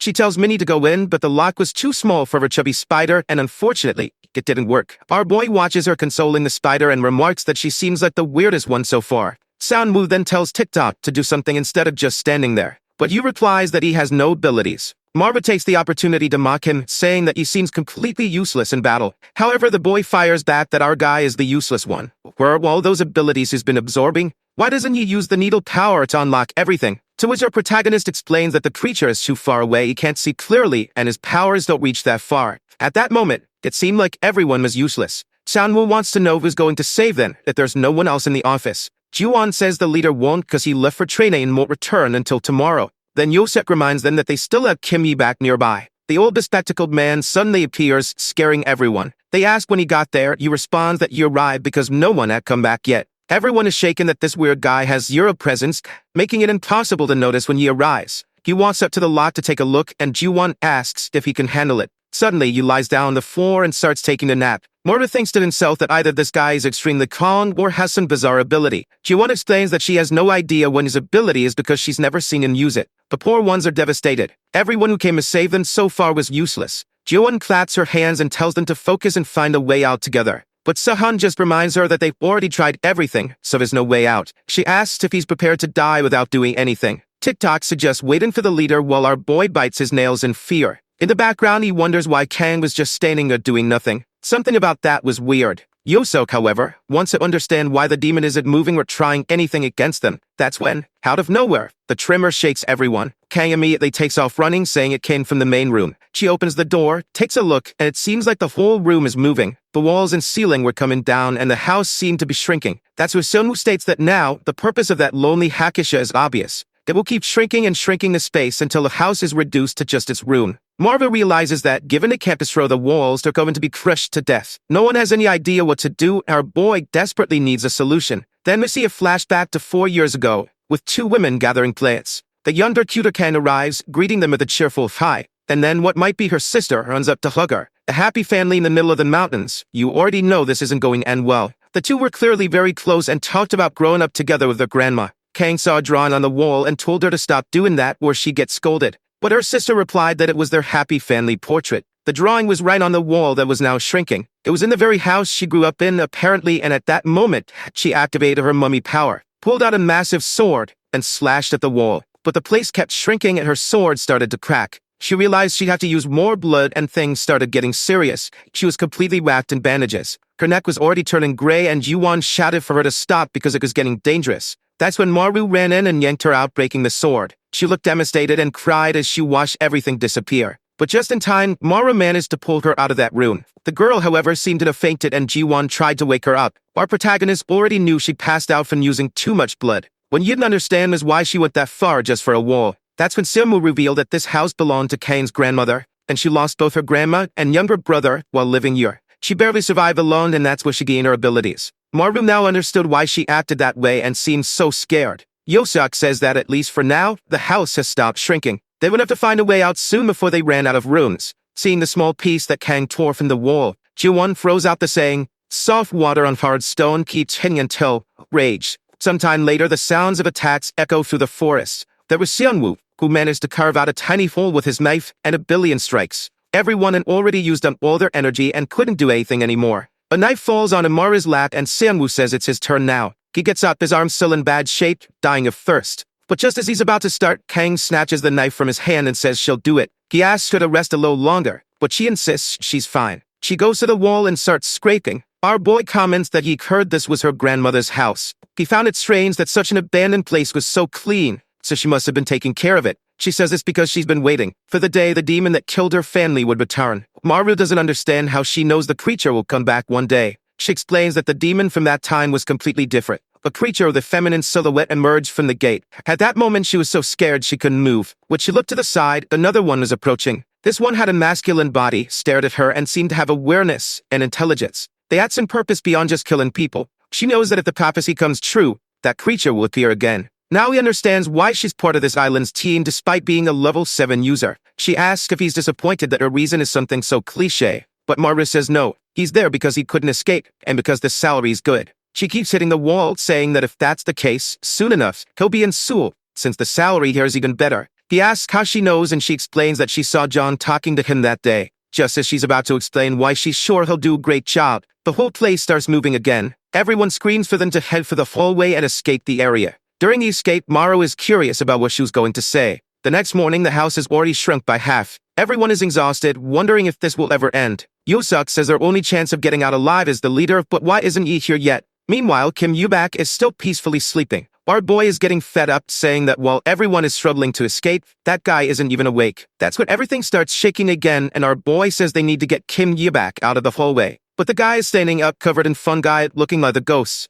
Everyone asks what's going on with him, and Yu replies that he thinks now is the perfect time. Suddenly, the door opens and the creature dashes out, desperate and covered in fungus. Everyone shakes Kim Yubak, demanding to know what he did. He explains that he has the mold fungus demon, but it takes a long time to spread. Everyone starts clapping and praising him, saying he did an amazing job and that he's incredible, while he just looks embarrassed. But Xianwu and Kang remind them to stay focused, because they haven't won yet. The demon stood in front of them crying until something appeared from his back. A whole bunch of creatures emerged, staring at them. Turns out the lonely one wasn't so lonely after all. That's what Maru thought as they all leaped to attack. The strange red thread was extending from its back. Kang ordered Yozak to hide everyone. He then activated his zero presence ability, which is almost like invisibility. Kang kept moving forward, slicing through the demons. The problem was that the hallway was too narrow, and her sword kept getting stuck in the walls. As soon as that happened, the creatures started crawling along her blade. Just when she thought she was about to get attacked, our boy went straight for a bite to the neck. As he was being devoured though, he stretched his hand upward and clenched it. The ceiling started to lower and TikToker shouted that they were all going to die. But our boy now said no.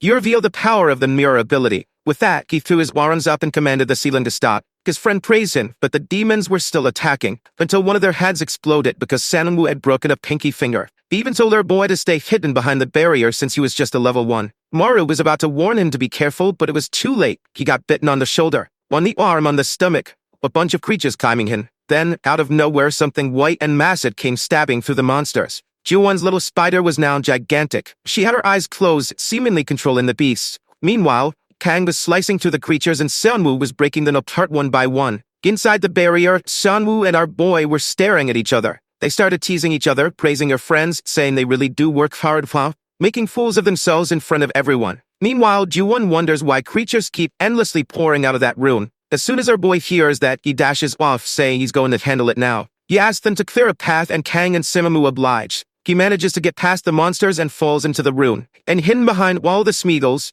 the real one was crouched there. He realizes that this bastard was only fighting using clones. Every time something hit its head, the new one was born. So Maru raises his arms and says that if that's the case, he's bringing the ceiling down and the thing can stay right there. As soon as he did that, he tried to run for the exit, but his power was working too well, and the ceiling was coming down way too fast. He saw his friends reach out his arm for help and was barely pulled to safety in time. Now outside, everyone was celebrating. People were praising his mirror ability, saying it was truly incredible. Meanwhile, Kang looked to the side, remembering the memories she had there with her grandmother and brother. Maru noticed this and then deactivated the mirror ability since it was no longer needed, now that the creature was dead. He looked at the creature on the ground and went in to devour it while everyone wondered what he was doing. He'd already swallowed one monster before, and he had to be quick to take advantage of the yellow dust still in the air. With that, he activated the creature's ability and started pushing the walls. The problem is that using the power consumed dust, and soon he couldn't move them anymore. Kang then grabbed his arm, told him it was okay, and thanked him. At least what he had managed to restore was enough for the drawing to reappear. Back at the office, dcmanhwa arrives excited, saying that something good is happening today.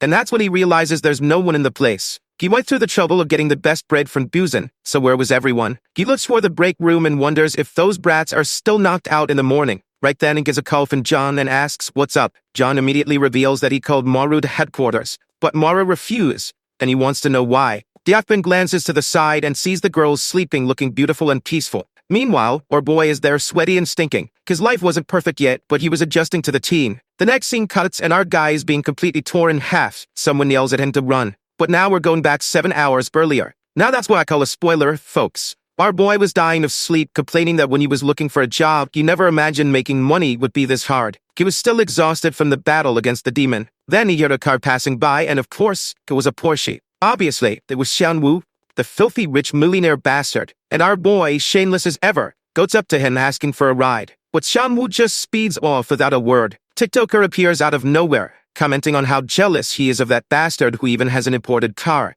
But it was kind of weird for a public servant to drive something like that to work. Maru agrees, saying that in the end the guy is just weird. Then Yoseok says that no matter how handsome, rich, or tall the guy is, none of that matters because he has a trash personality and probably doesn't have any friends. The two laugh, but Maru starts thinking he doesn't have any of that and doesn't have any friends either, so he's just losing in every way. Next scene, they arrive at the office looking drained. dcman opens his arms, calling our boy an amazing level 7 ability user. He's confused, pushing the boss away, trying to figure out what they're talking about. That's when Juwon explains that if he ate a level 7 creature and stole its abilities, then now he's level 7. Meanwhile, someone pats him on the back, saying that always thought the kid was just dead weight, but now he's finally useful for something. Our boy blushes, realizing that being recognized by the teen feels really nice. Then Yoseok comments that his talent is actually incredible. This is the first time he's seen someone who will just keep getting stronger. Suddenly, Seonwoo slams the table. He says the workday has already started, so they need to stop chatting. Our poor boy realizes that this bastard hates him for no reason. Just because he was humiliated before for being level 1, now he has to suffer for it. Right then, Miss Gorgeous taps his shoulder and asks if they can talk for a bit. Now outside, sitting on a bench, he asks what's up. She says she just wanted to thank him for what happened at her grandmother's house yesterday.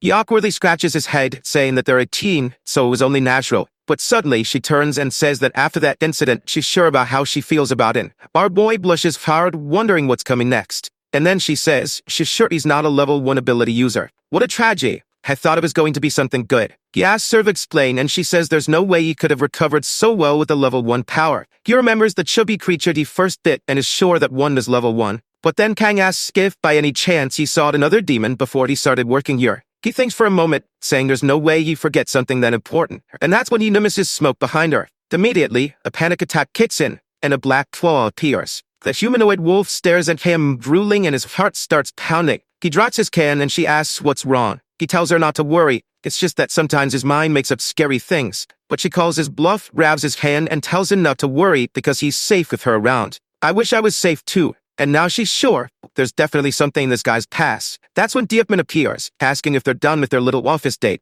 Completely flustered, he says no, they don't have that kind of relationship. And Kang just casually says that in a year, there will be rain and demons in this place, so relationships, and only you make sense. She's not even considering anything like that. Her words hit him harder than a level 10 demon's attack. That blow was brutal. Now he's just lying dead on the bench. Diepman teases him and our boy tries to defend himself, saying he already explained. It's not like that. At the same time though, they really did feel sad about those words, didn't ye folks? Some time passes and Ju-won mentions that before they leave, they should check the alerts. Meanwhile, Kang and our boy are climbing the mountains. Ever since that conversation on the bench, he's felt weird being around her. Kang reaches the meter and starts taking notes on the yellow dust. Maru, on the other hand, is now convinced he really doesn't have time for relationships, since everything's going to end in a year. Both of them are lost in thought, thinking that they need to find a way to kill these damn demons. When suddenly, the phone starts ringing. It's a distress call from Zone 3 and Yosek is the one speaking. He says that Leader Diopin has already been defeated and that the creature is heading their way. He warns them to be careful with their words.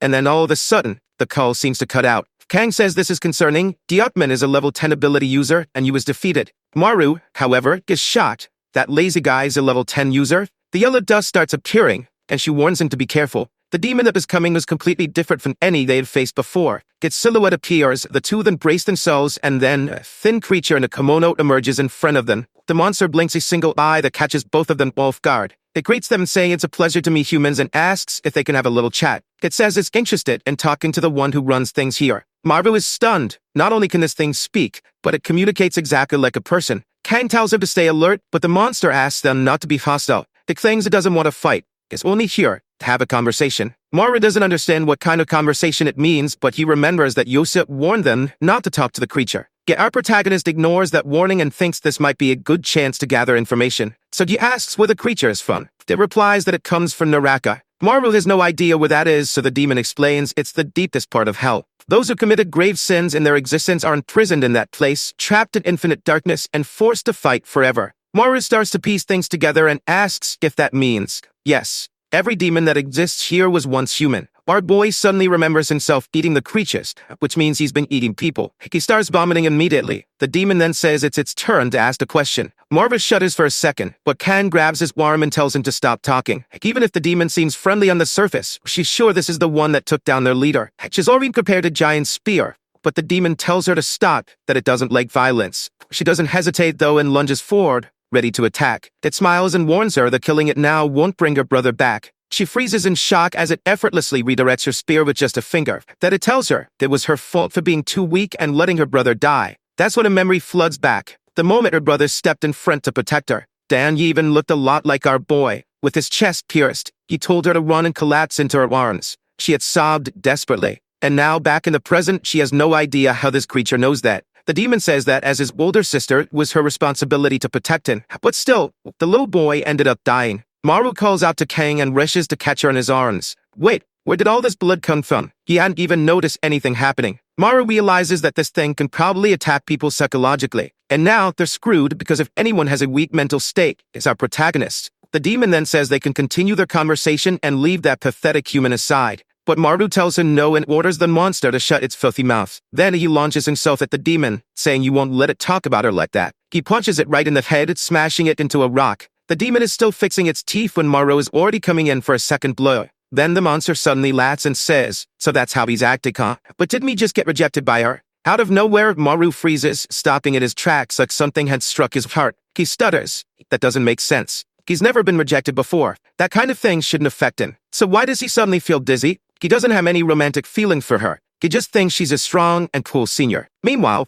she's still on the ground, apologizing. For a moment he pauses, but then the pain in his chest gets worse. Then he coughs up a pool of blood. The demon picks up a rock and says it hates emotions because emotions are things for weak people. Even back when it was human, it never felt anything like that. He moves closer to Maru and asks, why isn't he answering? Did a cat cut out his tongue? Now Maru finally understands why even a level 10 ability user couldn't defeat this thing. The demon tosses the rock into the air and says it's time to end this since the boy can't even speak. As the rock comes down to finish him, Maru thinks, unless someone with a cold and motionless heart shows up, there's no way he'll be saved. The rock is about to crush him when suddenly, the demon's whole body contorts violently. The emotionless bastard finally appears, demanding to know why a level 1 is lying on the ground. Our boy grins, saying he's never been so happy to see a sociopath. But the guy is already irritated, asking why this damn fool is smiling at him like that out of nowhere. Then Xiaomu hears the demon mutter, "What? That one actually tick up a little." The creature adjusts its head, saying that its vocal cords are quite hard to break, especially considering how low their level is. Now was attacking your egos, and both of them were ready to beat the hell out of this loudmouth. They stood face to face with the monster, and our boy warned Sanwoo to be careful since that bastard used psychological attacks. But Sanwoo just told him to watch, had shown how to handle it. Obviously, our boy was pissed and wanted to kill this bastard himself, but he had no choice. They had to deal with this. Sanwoo broke another finger, and with that, the piece of the demon's body shattered. The demon immediately took advantage of the wound and taunted him. If that was all he had, he would never earn his father's approval. But nothing happened. Xianwu just kept breaking fingers and attacking the monster. The creature chuckled, saying that apparently, this guy was emotionless, just like him. That's what happens when you're the son of a woman who took her own life after being abandoned by her husband, Dan. Now King Shanwu's tragic backstory, explaining why the guy was so messed up. Obviously, Maru had no idea about this. He'd thought the guy was just some spoiled rich kid. Even someone as cold as him wouldn't be able to handle a psychological attack like that. But then Maru froze. Xianwu was laughing. The bastard asked what that had to do with anything. It wasn't his fault. It was his mother's for being too weak. That he struck the demon's neck and said that in this world, only the strong survive. The monster grinned and said that if that was the case, then Xianwu wouldn't last long, because he was much weaker than Han Maru. Now that psychological attack actually worked. But our boy jumped in the way and blocked the strike, saying he had figured out the pattern. The monster disorients people with psychological attacks and then launches a blade from its mouth. Right then, Kang swooped in and sliced off the creature's tongue, making it writhe in pain. She asked if Maru was okay, and our boy was in love, thinking, as expected, she's amazing. And right there with him, falling for her just like this fool. But he shook it off, telling himself to focus on the fight. He grabbed Sanwoo and shook him, trying to snap him out of his daze. But Dan that hit about him being weaker than Han Maru really got to him. On the other hand, our boy was proud that someone like Sanwoo was jealous of him. But then he stepped on the guy and told him to get over it. Wasn't that bad being worse than him? He might be super cool, but for now, Sanwoo is still cooler than him. Suddenly, Sanwoo snapped back and scoffed, saying, obviously, after all, you're still a trash level 1. The three of them then turned to face the boss, knowing they had to kill it before nightfall. Otherwise, they'd be at a disadvantage.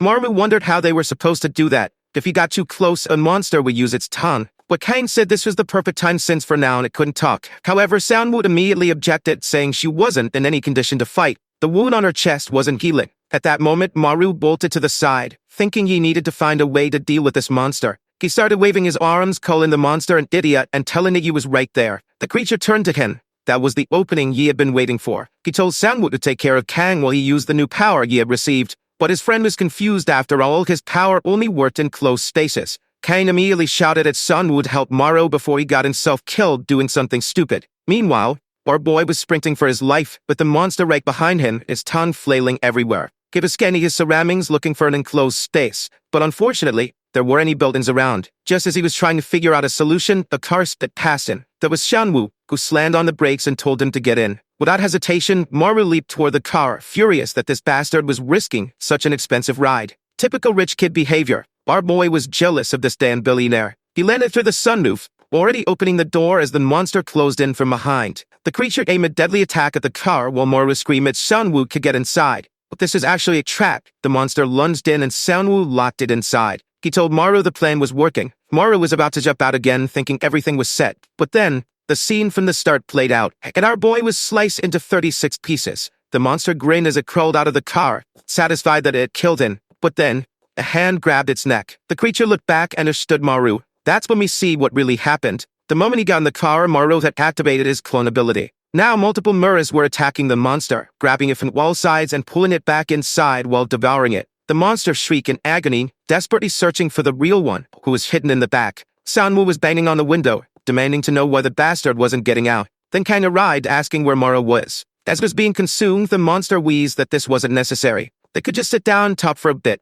Was Mara just naturally violent, just like his father? And then, the psychological attack hit. Mara was suddenly dragged into a memory. Tears in his eyes. His father lifting him by the collar, yelled at him to stop. Stop what? The monster asked it. How did he feel when his father disappeared without a word? Marva didn't want to hear any of this. He slammed his own gears to make himself go deaf. With blood gushing from his gears, he told the monster to stop playing with people's emotions. The creature seemed to be moving its mouth, trying to get him to read its lips. But he just scowled and said its attacks meant nothing if he couldn't understand what was being said. With that, he clenched his fists and the ceiling began to collapse. Outside, Kang tried to stop it, but Seonwoo grabbed her arms, telling her there was nothing they could do. The car kept shaking violently. Our boy had turned into a red puddle. At that moment, Kang realized the yellow dust was disappearing. The car was completely flattened and she stepped forward, saying they had to save Maru. Seonwoo, already ready to give up, said that the kid had been dead for a while now. But Kang insisted, as long as there was still yellow dust in the air, there was a chance to save him. She tore pieces of the car apart, demanding to know why this idiot crushed himself like that. They heard fate knocking and Seonwoo immediately jumped in to help, wondering the same thing. Meanwhile, our boy was somewhere else entirely. He had no idea where he was. It was like he couldn't even feel his own body. At least he hoped he had managed to take that damn loudmouth down. Then he tried to recall the creature's last mouth movements. He had warned him. The abyss was searching for him, and he needed to remember the call. Losing consciousness, he wondered, what the hell is this call thing? Suddenly, the monster screamed at him to wake up. His eyes snapped open, and he found himself in a red place. His clothes began writhing. Ham emerged from his stomach. And then, that same black furry dog started crawling out of him. Maru, clearly not in the best shape, demanded to know what the hell that thing was. The monster stepped up to him and asked, "You remember? Flashback, back when you was a child, when you first saw that creature." The monster and stared at both him and his father. Maru, terrified, had told his dad, "This is weird, we should run." But his father grabbed him by the collar and said no. From that day forward, they were going to fight. Crying, Maru had begged to know why. That was when his father told Ken, because they needed to attain that bastard's unique ability. He had dragged his son along, saying they were now heading for the abyss. Then he threw the boy in front of the beast. The moment it raised its head, Maru was seconds away from being devoured. Back to the present. Sanwoo was breaking fingers again, using what little yellow dust remained to tear apart the crushed car. After nearly gutting the whole thing at the very bottom, there was Maru, wrapped in blood-red, vacuum-sealed like a corpse. Staying him, Sanwoo declared, there was no more dust. He couldn't recover. He looked to the side, knowing that the kid had no more hope. Meanwhile, Kan was grabbing Mara's hand, asking if he could hear her. Suddenly, his finger twitched. That's when the two of them realized it. Just like a demon, Mara was producing his own yellow dust. His broken bones began spinning, twisting, realigning, and the kid stood up. Both of them were horrified. He'd almost completely recovered on his own. But then, he lost consciousness and collapsed face first onto the ground. They stared at his body, and Seonwoo immediately started stomping on him, demanding to know what the hell he was. Maru, still barely alive, was groaning, wondering why he was getting his ass kicked. Seonwoo grabbed him by the collar, shouting, how was he producing his own yellow dust? In theory, the only power he had was gluttony. That's when it hit Maru. Gluttony wasn't the first power he had ever received. There was that monster's power. When he was younger, his father had forced him to take that creature's ability, and he still had no idea why. And here comes panic attack. He collapsed to the ground, while Sanwoo asked him what was wrong. Kang, the only one with some decency, pulled Sanwoo to give him a break. He was still recovering. Besides, for now, they should keep this a secret between just the three of them. Sanwoo refused, saying it was crazy to let a monster like him run free. Everyone needed to know, including headquarters. But Kang countered. Mara himself didn't even seem to realize he had yellow dust. Still, Sanwoo insisted. What if he turned into a dangerous demon? Kang simply replied, she trusted Han Maru. She believed he wouldn't do anything dangerous. Seonwoo looked back, then scoffed. Fine. He didn't care what happened to the brat. With that, he walked off, and now Kang realized that all of the responsibility had fallen onto her. On the train home, work was way more exhausting than our boy thought. He was trying to figure out, what the hell was this gluttony power, and what was that monster? Right then, the monster appeared in the window reflection staring at En. Mara jumped in fear. Yosok, sitting beside En, told him to quit acting weird. Maru clutched his chest, saying he just saw something strange. Then he asked, did Yosok want to hear about some of his problems? Yosok, without hesitation, said, not even a little. He said it was better if they just stayed out of each other's lives. Marva sat there dejected, realizing no one at work gave a damn about him. Meanwhile, TikToker got a call from some guy named Kim Wooju, and you wanted to know why. Scene change, bar izakaya. Kim Wooju was telling someone to leave the guy Mountain group and request a transfer. That chumby guy hesitated but eventually said okay. But then he asked, who was that person sitting next to him? That was our boy, Maru. Even Yusup wanted to know, since when the hell was he invited? But the poor guy said that his life was really tough too, and he didn't want to be alone. Giden turned to Kin Wooju and mentioned that it was the first time he had met someone from another team, asking why you wanted to leave that place. Wooju explained that it was because of all the arguments and problems there. Yusup said that it seemed more like a one-sided case of bullying. Our boy then wanted to know if this was that legendary office bullying he had heard so much about. TikToker agreed, saying that Wooju was just too nice of a person. He should have just caused a mess and then left, exactly like he did. Maru admitted that he didn't know about this since he came from another group. That's when Wooju revealed that Yoseok was the one who got beaten up and bullied the most. Now our boy was feeling uneasy, wondering what kind of people were in that group. Yoseok explained that the personalities of those guys were closer to humans. Even within the public servants responsible for demon extermination, there were people more dangerous than the actual targets. Maru remembered when Seonwoo said that he could end up becoming more dangerous than a monster and started wondering if he was one of those people. Monoe Hon-yu's dragging the chubby guy along, asking if they were still far away. That's when they arrived at Wooju's parents' ramen shop, and he told them to come inside. But then his expression changed when he saw all of the guy's friends. The poor guy froze, turned around, and immediately crashed into someone else. The 3.98-meter law-abiding citizen said he had come looking for Wooju, but look at that, he had found Yoseok too. Then without hesitation, he kicked him in the chest and stomped on his head, saying that if he was going to transfer out, he should have left peacefully. His biggest mistake was setting fire to the place before escaping. He was stomping the hell out of the guy, until our boy grabbed his arm and told him to cut it out. Obviously, the guy turned and asked who the hell he was. Our boy, his eyes glowing, said that he worked with Yoseok at the office. The guy laughed, saying that it seemed like he was from Ganwat Island, where only idiots and weirdos ended up. Then, and without warning, he blasted Maru in the face. Our boy was flattened on the ground, while the guy went right back to kicking the crap out of Yoseok. Poor Yoseok had taken more of a beating from these people than he had from that demon in the house. Maru got up, hoping no one would notice his nose was bleeding, but there was yellow dust in his mouth. The whole place was turning yellow, and our boy was not happy. Meanwhile, the other guy kept punching Yoseok in the face, blaming him for forcing him into months of rehabilitation. Dan, poor TikToker, was choking, crying, getting wrecked, poor thing. And his oh-so-great friends in the back just stood there, saying they never imagined he would transfer to Ganghwa Island. That's when the beast rose from behind them. The door swung open, the guy turned around, and a massive foot slammed right into his face. The bastard smashed his head against the wall, collapsed like a rag doll, and everyone was wondering, who the hell was that? It was Seonwoo, and he simply said that he too was a member of Ganghwa Island. Then you walked over to Maru and told him, if he kept messing around like this, he was going to get himself killed. Maru immediately hid the sand and asked why he was even there. Seonwoo replied that he had followed him, just in case he caused trouble. On the train, he had also noticed that our beloved Kang Chanda had been secretly following Maru, and now she had just arrived at the shop demanding to know what the hell is going on here. She walked over to poor, destroyed TikToker and asked if he was okay. She told them that they were lucky. She was taking him out of here. But then the military funcher spoke up, saying that her friend was half dead too, so she wasn't leaving easily. The trembling nerd muttered that Semonwoo also caused him trouble, so he was here to settle the score.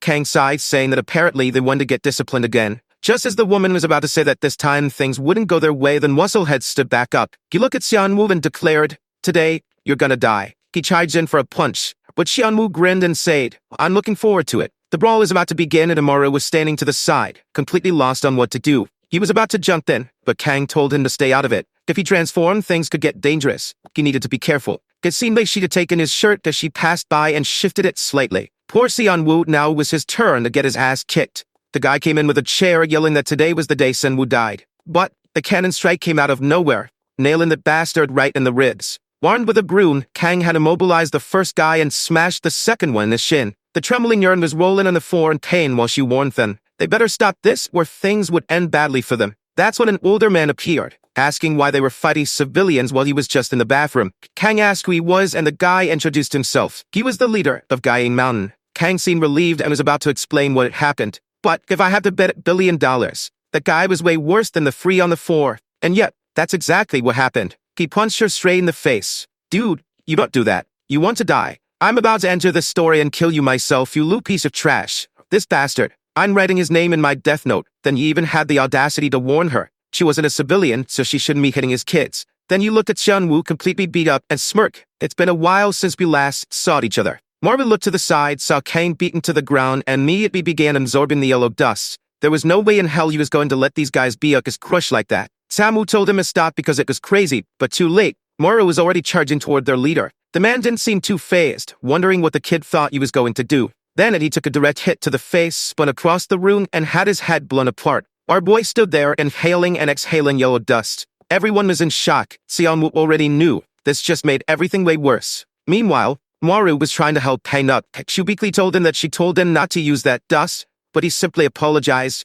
He got angry seeing her get beaten up and wanted revenge. While slumped against the wall, the lumitic leader started laughing. The worst part, he was also observing the yellow dust. He muttered that it was impressive. A human who wasn't a demon could release this dust. He stepped right up to Maru and said he was curious to know what he really was. Then he asked if Maru wanted to join his team. Maru immediately recalled that this guy's group was filled with people worse than demons, and he flat out told the bastard you would never join a team full of trash. The leader didn't seem too bothered and just sighed, saying that was a shame. Too bad, because now he wasn't going to let Maru walk away so easily. Now that there was plenty of yellow dust around, maybe they should settle this with a fight. Gye Mountain versus Gangwon Mountain. After all, fighting only demons got boring sometimes. But Maru could already see his entire group was starting to transform like a bunch of psychopaths. The leader sat down, chewing on some seaweed. At least, that's what it looked like. Then he said it was time to start the competition. Kang was completely against this, but he ignored her and explained the rules. It would be a free versus free fight. Whoever won got to keep Yoseok. If they won, they would forget everything he did back at the office. And they would also forget about the boy with the demon's power. After all, Maru should already know. If headquarters found out about this, there was no way they'd let him run free. So it was in his best interest to fight, to keep things quiet. Kang could already tell this bastard wasn't even listening to her. Seonwoo asked why they didn't just take the leader out immediately. Kang explained that it would be chaos as people would try to defend him. It would turn into an all-out brawl. Then their leader smirked and told them to think of this as a friendly competition. Whoever surrendered first would lose. But no killing, because killing was for bad people. Seonwoo and Maru exchanged looks. This guy had no idea what he was even saying. Seonwoo took off his cap, slipped on his gloves, and said he'd been looking forward to fighting human with abilities. Maru told him he was crazy, but Kang actually agreed. They should just fight. For now, they just needed to buy as much time as possible. Both of them asked why, but she simply said they'd understand later. Then, she asked who was going first. Seonwoo stepped forward, saying he was tired of just watching. The leader asked who would fight from their side. And at that moment, trembling nerd took off his glasses. He stared at Seonwoo and saw the monster trapped in his eye. Then he explained that Seonwoo's ability allowed him to break his own body to attack his opponent. The 5-meter giant stepped forward, saying you would handle it. He prepped his attack, fired a bunch of weird tree-like branches at Seonwoo, and shouted that you wanted to rip him apart. Seonwoo barely reacted. He simply broke a finger, shattered the guy's attack, and asked, "That's it?" Then he grinned like a psychopath and added, "Of course not." The parts of his body he had already broken were still under his control. In the blink of an eye, his opponent transformed the battlefield into a coffin. Now Seonwoo was completely immobilized. And if he couldn't break his body, how was he supposed to fight back? The opponent raised a fist and aimed straight for his eye, saying, "Now you die." But Seonwoo grinned and replied, "There's still a lot left to break." That he bit down on his own teeth, snapped one in half, and shattered the guy's entire attack. In the same instant, he grabbed his opponent by the neck and whispered, "Now you're going to learn what it's like to have your 5th vertebra snapped." Dan, the guy's legs buckled immediately.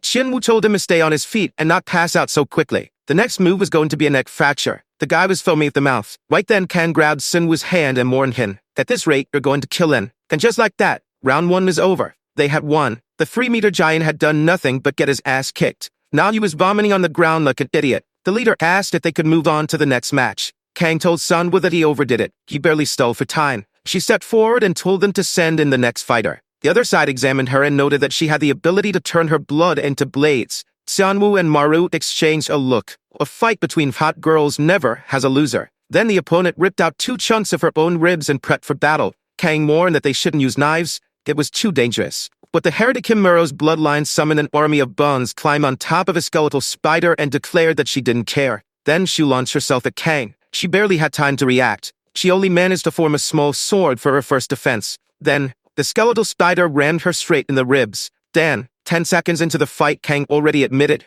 "I can't keep up with this." She slashed at her opponent, making the woman recoil backward, and immediately advanced again. Kimura tried to launch some attacks, but Kang dodged them with ease, planning to land a light cut and retreat. The problem is that, damn, the light cut she made turned into a whole pool of blood. The guys from the other team started calling for Officer Park, asking if she was okay. Kang tried to apologize, saying she couldn't control it properly. Seonwoo and our boy congratulated her. She really managed to buy a lot of time. She, embarrassed, admitted that this was her first time fighting a human. The opposing team members started leaving, while the guy with the eye ability was standing there in shock, wondering what kind of insane place this was. He'd heard that Gangwon Island was full of weaklings, but their leader remained, saying that now only Han Maru was left. Kang pointed out that it made no sense. It was already 2-0.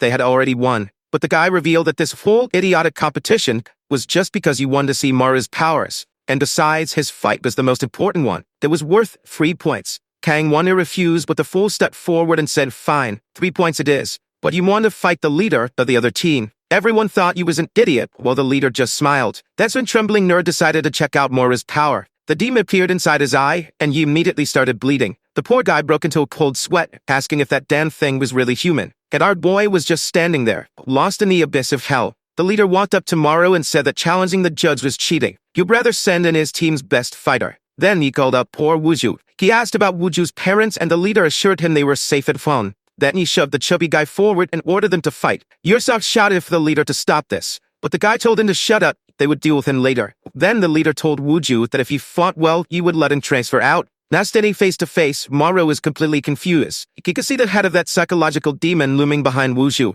They were showing him everything he should say to break the poor guy's mind. From mild phrases like, "You deserve to die," to brutal ones like, "You can't even look that girl in the eye." And you'd also see memories. Wuju crying, dumping coffee on Yosuk's head. His mouth suddenly started opening, and he felt the blade forming inside. He tried to stop it, but it just kept coming out. Even covering his mouth, he found himself asking, "Aren't you happy, Wuju? At least Yosuk got bullied instead of you." He probably watched him suffer every day and thought he was lucky. Then his power was completely out of control. The tongue still slashed across Wuju's heart. Our boy rushed over, trying to help the poor guy. But Wuju just whispered, "I'm sorry," before Maru could even understand why. Wuju's body exploded in a venomous burst. Maru's entire body started melting, his flesh was burning away. Kang called out to him, but the leader warned her not to interfere. The round wasn't over yet. He walked up to Maru, wanting to see how long he would last. He crouched down and mocked him. Soon, his organs would start to melt. He told him he might as well surrender. But even with Haka's face burned away, Maru muttered, "I haven't given up yet." The leader smirked and said he wanted to see another one of his powers then. All he had to do was attack the chubby guy on the ground and he would win. That was the rule.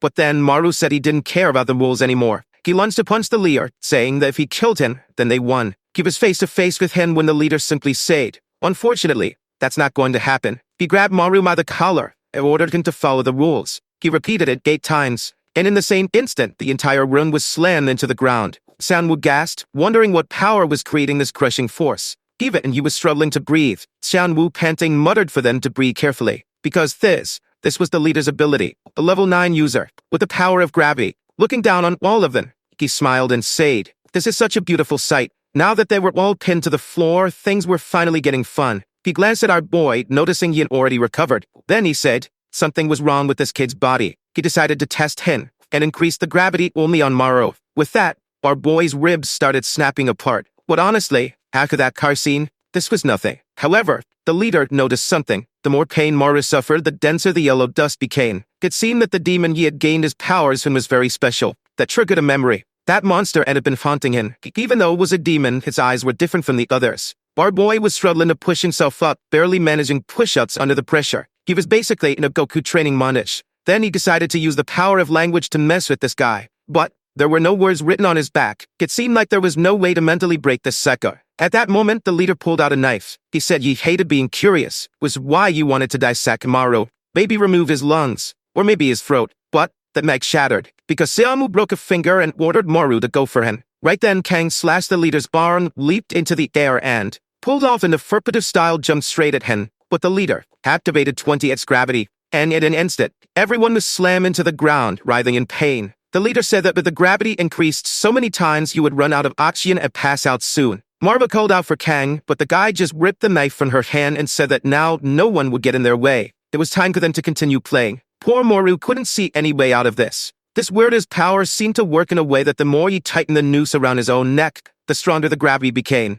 Yeah, this guy was definitely a lunatic. At that moment, someone knocked on the door, and he said they were closed for the day. But then the strange blue puddle started seeping under the door, spreading across the floor. Sanwoo, his hand pressed against the ground, asked what the hell that weird stuff was. Kang just smirked and said that he finally arrived. When the fight started and she left for Yosok, she had sent a message to the big boss. Our Hawaiian shirt-wearing boss, Go Diepman, was standing at the door, bleeding from one eye. His ability was the Demon of Darkness. When something has darkness in the name, you already know it's overpowered. Our boy was sinking into the pool of darkness, while the other guy, completely covered in the sticky liquid, was suddenly submerged as well. Maru quickly realized that he seemed to be in complete darkness. But something was off. He stood up, noticing that he couldn't hear or smell anything. There was no sound. It was as if he himself didn't exist. The grabby guy was trying to understand what happened, until Dipman appeared right behind him and grabbed his throat. Apparently, his grabby was useless here. In an instant, he passed out on the floor. Then Dipman turned to our boy, who was still struggling and calling for help. He grabbed Mara's throat as well and knocked him out cold. Then he casually reached into his pocket, pulled out his 2 missing eyes and popped them back into his face. The darkness started fading, and everyone was back in reality. Dipman simply commented that the yellow dust had finally stopped.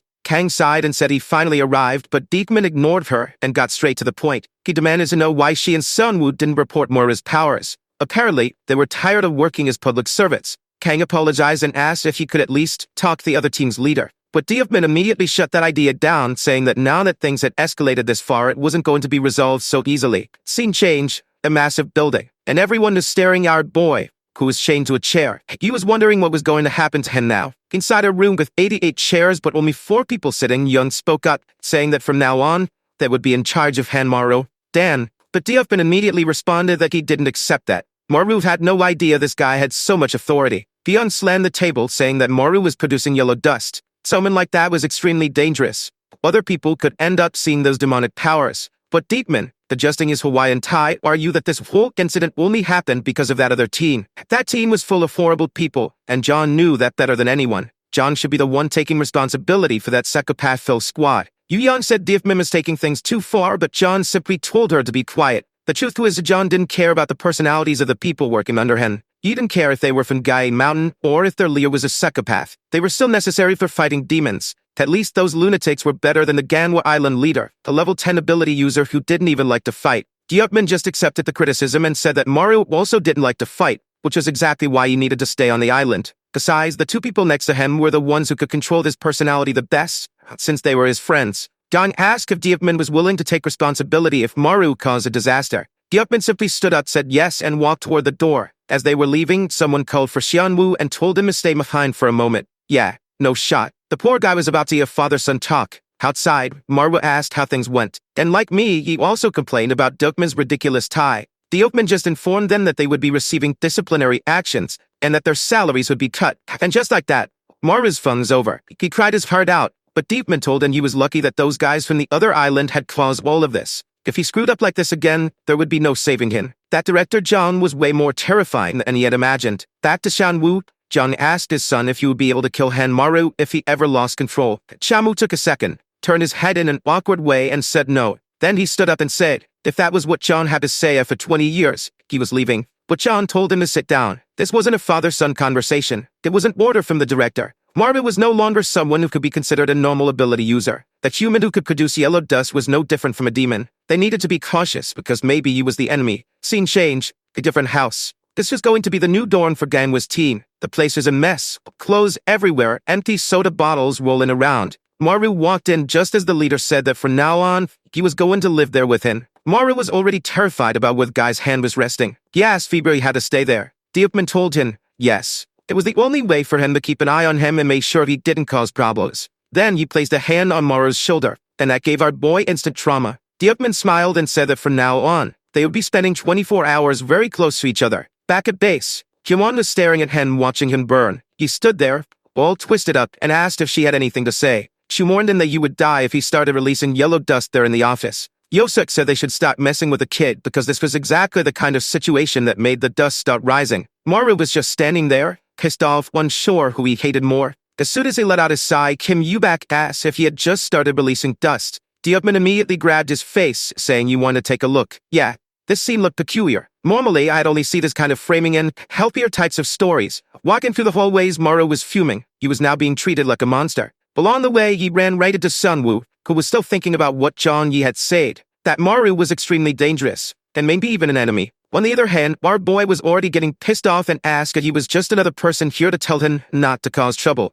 But Xianwu just shrugged and said he didn't care about him. That pissed Maru off even more. This bastard always knew how to get under his skin. That's when he noticed Kim Wooju had transferred to their office. Kang said that since it was his first day, he could ask if he was curious about anything. Then Kang turned to our boy and said she wanted to take a look at his eyes. He stiffened up, saying he wasn't releasing any dust, so there's nothing to worry about. But up close, so beautiful. She told him not to be mad about how the team was acting. Everyone was feeling insecure because they wouldn't be able to protect the island if another disaster like this happened. He stood there, awkward and stiff, saying you knew that. Now sitting alone in the office, he was miserable. He had to work more than everyone else. Duncan's way of handling the problem was by not sending him on any missions. He was still soaking when two guys from headquarters walked into the room. He turned to ask who they were, and out of nowhere, one of them jumped at him, punched him in the face, and started a full-blown beatdown. What the hell, man? The guy grabbed him by the collar, yelling for him to release the yellow dust. Maru was about to fight back, ready to do it, but then he remembered what she said. He couldn't cause problems anymore, so he couldn't do anything. The wig guy ordered him to release the dust or he'd crush his skull. But then Baldy slammed a fist into Wig's head, sending him flying. Then he helped Maru out and told him to forgive the guy. He was a little ignorant. They were the double standards due from headquarters. Maru immediately asked if they were there to test him again. I'm gonna keep calling them Baldy and Wig because it's way better. Baldy said that Wig was his biggest fan. He even called Maru King Maru. Maru, embarrassed, asked what the hell that even meant. Baldy was already massaging his shoulders, saying that if he could generate yellow dust, he was more incredible than you, the director. Then, the giant thumbs up right in his face. Absolute certainty that you would become the greatest ability user ever. Our boy was awkwardly flustered after hearing that. Some time passed, and soon everyone was heading home. Maru glanced to the side and saw Wuzu standing there. He asked if something was wrong, and suddenly, the scene shifted to one of those meters that measure yellow dust levels. Strangely enough, it wasn't working. Wuzu apologized, saying you must have done something wrong but didn't tell anyone because he didn't want to get blamed. Maru told him that this place was different. No one would mistreat him over a small mistake. Or maybe he was just awkward. The chubby guy suddenly looked flustered, asking what Maru had said. Maru just brushed it off, saying nothing, that you would definitely be treated well here. That's when he noticed the yellow dust. Wuzu immediately asked if he was releasing it, but obviously he wasn't. Then, looking to the side, there was a cape of strange orbs on his chest. Wuzu was already panicking, saying they needed to alert headquarters. But our boy said that with this amount of dust, it was probably just a level 1 monster. That would be easy. Then he remembered what that guy said, that you would become the best ability user. He immediately leaped at the creature, yelling that you was King Maru, and bit straight into its neck without mercy. The creature collapsed instantly. Our boy was brutal. Wuzu praised him, saying you really killed it in one hit. But life was never that easy, because inside the first monster, the second one started emerging. Maru didn't understand why the thing didn't die, and now another one had spawned, and one of the orbs on its chest disappeared. Not only that, judging by the dust level, had evolved into a level 2 demon. A while later, Maru was exhausted, completely lost as to why every time he killed it, it just got stronger. Wuzu commented that the yellow dust levels had already reached a level 5 monster. He immediately ran off, saying they needed to call the rest of the team. But Maru told him, look behind you.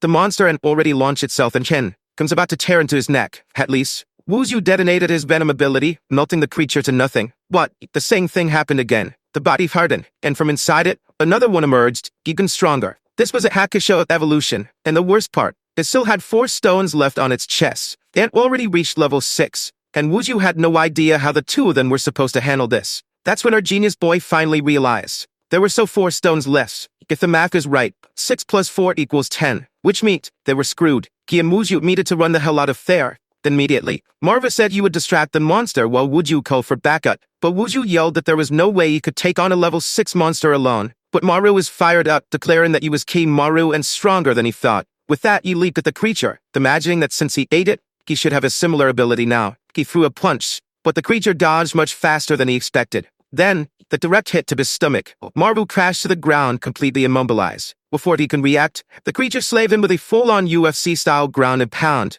Dan, Maru wasn't lasting at all. He also had those same orbs on his chest, but he didn't understand why he wasn't evolving even after taking mere failed injuries. Apparently, his regeneration was too fast, nullifying the effects of the ability. The monster was about to crush his head, and Maru screamed, telling to hit harder. The beast went for the attack. Wuzu panicked and yelled for him to be careful, but Maru just told him to stay back. But of course, the side character had to mess things up. Wuzu used his venom ability to stop the monster's attack, but it was completely unfazed. Before he had a chance to run, the beast slammed him in the head and smashed him into the ground, the way Maru should have been crushed. But Maru, from behind, wrapped his arms around the beast and sank his teeth straight into its neck. Once again, the creature's body started hardening. Maru quickly grabbed Wuzu's body, asking if he was okay. Wuzu weakly asked why the bastard didn't run. Marva told him it was because this was all his fault, so obviously, he couldn't just run away. Wuzu told Maru to flee and call for reinforcements. Then, he passed out. Maru already knew. If he left Wuzu there with his weak recovery, he would die. Nobody was coming. That meant he had to take care of this monster alone. Only 3 more evolutions before it reached its final form. He couldn't let this thing reach level 10. He had to kill it before it emerged from the cocoon. Marva shattered the hardened armor and inside, he saw a red creature. This was definitely part of the evolution process. He immediately lunged in to bite it, heal the threat before it could fully develop. But then, the giant hand shot out from inside and punched a crater into Mora's chest. Dan, now this was a monster. The thing was built like a Giga Chad. But this time, there was Mora's body that started forming a cocoon. He was actually happy. Now he was finally evolving. But then, the monster grabbed him by the head and lifted him up. Maru braced himself, thinking he was about to take a punch. But instead, the beast swung him backward and launched him far away. As he was flung through the air, he saw the monster was heading straight for Wuju. He screams desperately, telling the monster to stay away. However, poor thing, he goes straight to the ground, hitting his back against the tree. At least the cocoon had been made, and at that moment, he emerges from it all covered in slime.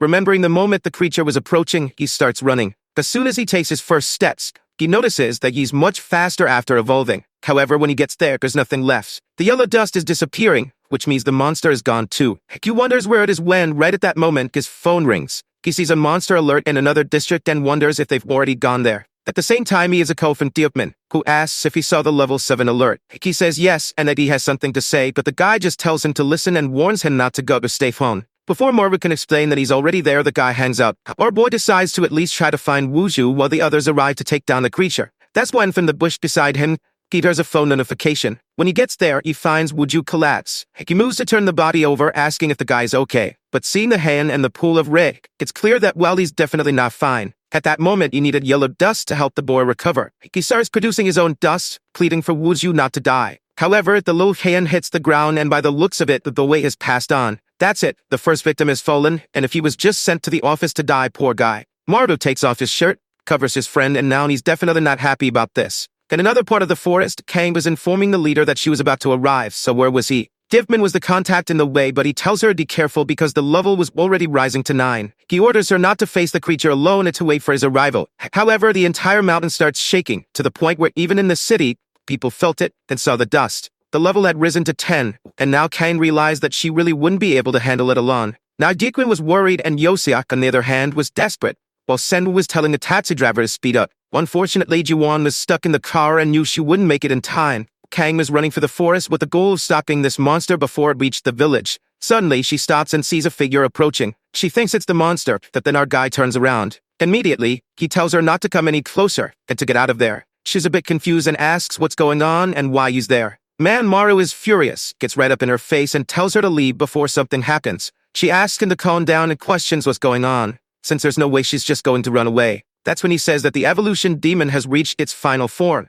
She looks over his shoulder and amid the dust, sees the creature approaching. It looks like a 6-meter-tall bodybuilder with 2% body fat. She asks if he's really fighting this level 10 monster alone, to which Maru responds that he's going to finish this by himself because he has to kill this thing. He tries to drive his stake into his own chest, but she pushes his hand away, wanting to know what he thinks he's doing. He explains that he ate the evolution monster, so if he suffers a fatal wound, he'll evolve just like it. At that moment, Kang realizes that Maru is acting strange and wonders what's happening. She asks him to calm down because the rest of the team's already arriving. However, the boy gets Aryan and says he doesn't want anyone's help, but she punches him in the chest, asking if he was really going to stab that thing into his heart without thinking about the consequences. At the rate things were going, he was going to lose his humanity. However, he just raised the stake and drove it into his chest, saying he doesn't care even if he dies. Poor Kang stood there in shock as she realized that the dust was increasing. Right next to her, she saw a pile of Maru's carcasses that had already died countless times. As she wonders how many times he has done this, the boss comes from behind, ready to throw a punch.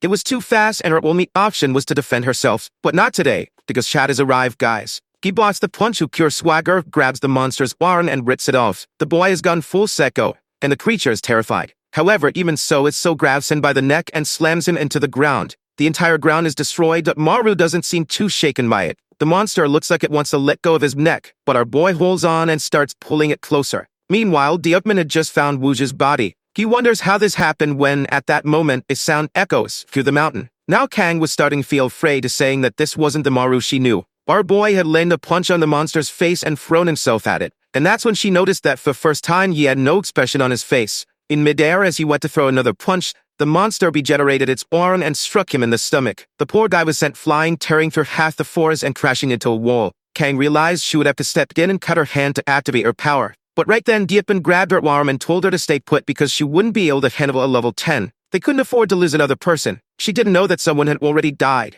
and at that moment, Dietman wanted to know why Maru was there. He clearly remembered telling him to stay phone and do nothing. Meanwhile, at headquarters, Byung was shouting that a level 10 monster had appeared on Ganwa Island. Someone behind a chair said they had just been informed by Dukeman's leader. Behind the chair was that Incredibles designer lookalike, but with white hair. She was the leader of the ancient headquarters and said she'd already sent a team. If they couldn't handle it, they were to send a message to Director John. That director, who was sitting there with his legs crossed, commented that this was the first level 10 in the past 2 years. Yudong reminded him that the last time something like this happened, the entire Surak mountain team died along with numerous civilians. He told her to calm down because on that mountain, they had Dukeman. Besides, they had the weird kid, who at that moment was rising from the rubble. He started walking again while the leader said he was losing his mind. Maru took off running even as the leader ordered him to stop. He went in for another punch at the boss, who also prepared a counterpunch. Fist against fist, and Maru's entire hand, along with his arm, was shattered. Man, once again, the monster grabbed him by the neck. Let our boy breathe. Diopman was already moving to gouge out its eyes, saying he couldn't just stand by. But Maru grabbed him by the waist and pulled a full Hunter x Hunter move on him. There was Gansen Arm 2.0 in action. With his stump in the monster's mouth, he used accelerated regeneration, and his hand reappeared on the other side of the creature's head. Even Diopman was shocked at the boy's savagery,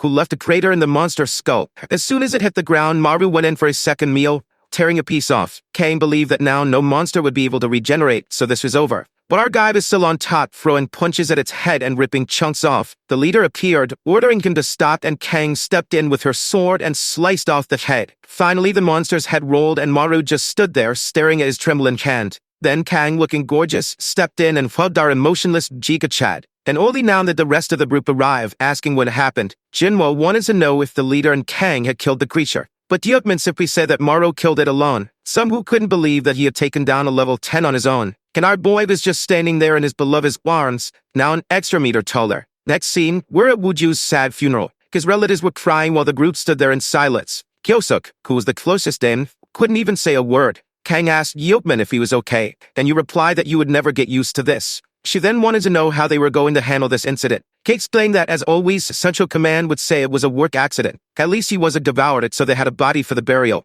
One thing, though, was that Ganwa Island was no longer considered a safe place. Kang wanted to know if Maru had sent a message, but he said no. After handing in his resignation letter, he disappeared. She said to give him some time before reaching out to headquarters, as she would find him and talk. But the leader refused, saying he had seen someone else go through this before. When you were stationed in Seoul's Central Command, his entire team was killed back then by a level 10 creature. He was the only survivor. And that was when he learned that when you experience the death of a comrade, you're never the same person again. Maru was back in the sand room where it all started, lying on the bed, exhaling yellow dust. From the floor, a crater opened and a bloodied hand began to emerge. When he looked to the side, it was John appearing. At first, he thought it was one of his crazy illusions. The guy said he came to have a talk with the boy and asked if he was surprised. Our boy, obviously startled, wanted to know how the crazy guy got there. So Sean explained that he had just killed a demon and had to come have a chat with the kid, because it seemed like he was avoiding everyone since Wooju's death. Maru was afraid of being held responsible. That John just said that guy died because he was weak. The coldness shocked our boy, but the director only said that he was worried about the kid's mental state. What is this guy sitting on the bed? Get off, John, that bed is for Kang and the protagonist. But then he told Maru that he couldn't end up like his father. Maru had no idea the guy knew about his father. That's when John revealed that he and Maru's father were the first squad leaders. When the first demons started appearing, they were also the first ones to be sent. And then we go back to 1999. John was already 30 years old and was shooting a creature that was calmly shielding itself from the bullets. The monster kept walking forward until Han Suwon, Maru's father, told them to keep firing. John was just standing there like an idiot until his father grabbed him by the collar, ordered him to go back and lead the 6th squad. Meanwhile, another comrade was sliced in half. Han Suwon pulled out a grenade and told everyone throw what they had. The creature was surrounded by bombs, they ducked, and half the forest was wiped out. Sometime later, smoke was rising, and they decided to check on the creature's condition. But when Han Suwon got there amid the smoke, he saw the monster still standing, with half of his body missing. The creature opened its mouth, started absorbing the dust, and began regenerating. Immediately, they ordered everyone to start shooting again before it could fully recover. However, it defended itself from the bullets, advanced, and cut everyone down. Han Suwon couldn't believe that something like this even existed. And John explained that on that day, both of their squads were completely annihilated. He woke up among all the dead soldiers with Han Suwon melee in the middle. He approached and asked if he was okay. But Han Suwon was just in shock, unable to understand why everyone had died, wondering what that monster was. That's when more yellow dust appeared, and he commented that this wasn't over yet. Immediately, he took off running and John followed, wanting to know why he was acting so strangely. That's when he too was terrified upon seeing a gigantic monster with about 36 eyes covering his body. He shouted that Han Suan should run, but he turned and said that if John wanted to survive, he had to accept it. John had no idea what he meant. However, at that moment, a rift opened in front of them. A hand emerged from within and pierced John's chest. Back in the present, he said that the rest of the story should be obvious since Maru had gone through the same thing. When his blood mixed with the demons, he started working for the government. Maru wanted to know what happened to his father, and John explained that after everything that had happened, he tried to talk to Han Suan about leading the organization, but he didn't want to. It seemed that the shock of absorbing those powers had destroyed a part of his mind. At that time, he only spoke about one single goal, reaching a place called the Abyss. The protagonist recalled a memory of being dragged while his father said that this was how they would reach the Abyss. And John explained that his father became a demon because he believed it was the only way to defeat them. Our boy didn't seem to believe it,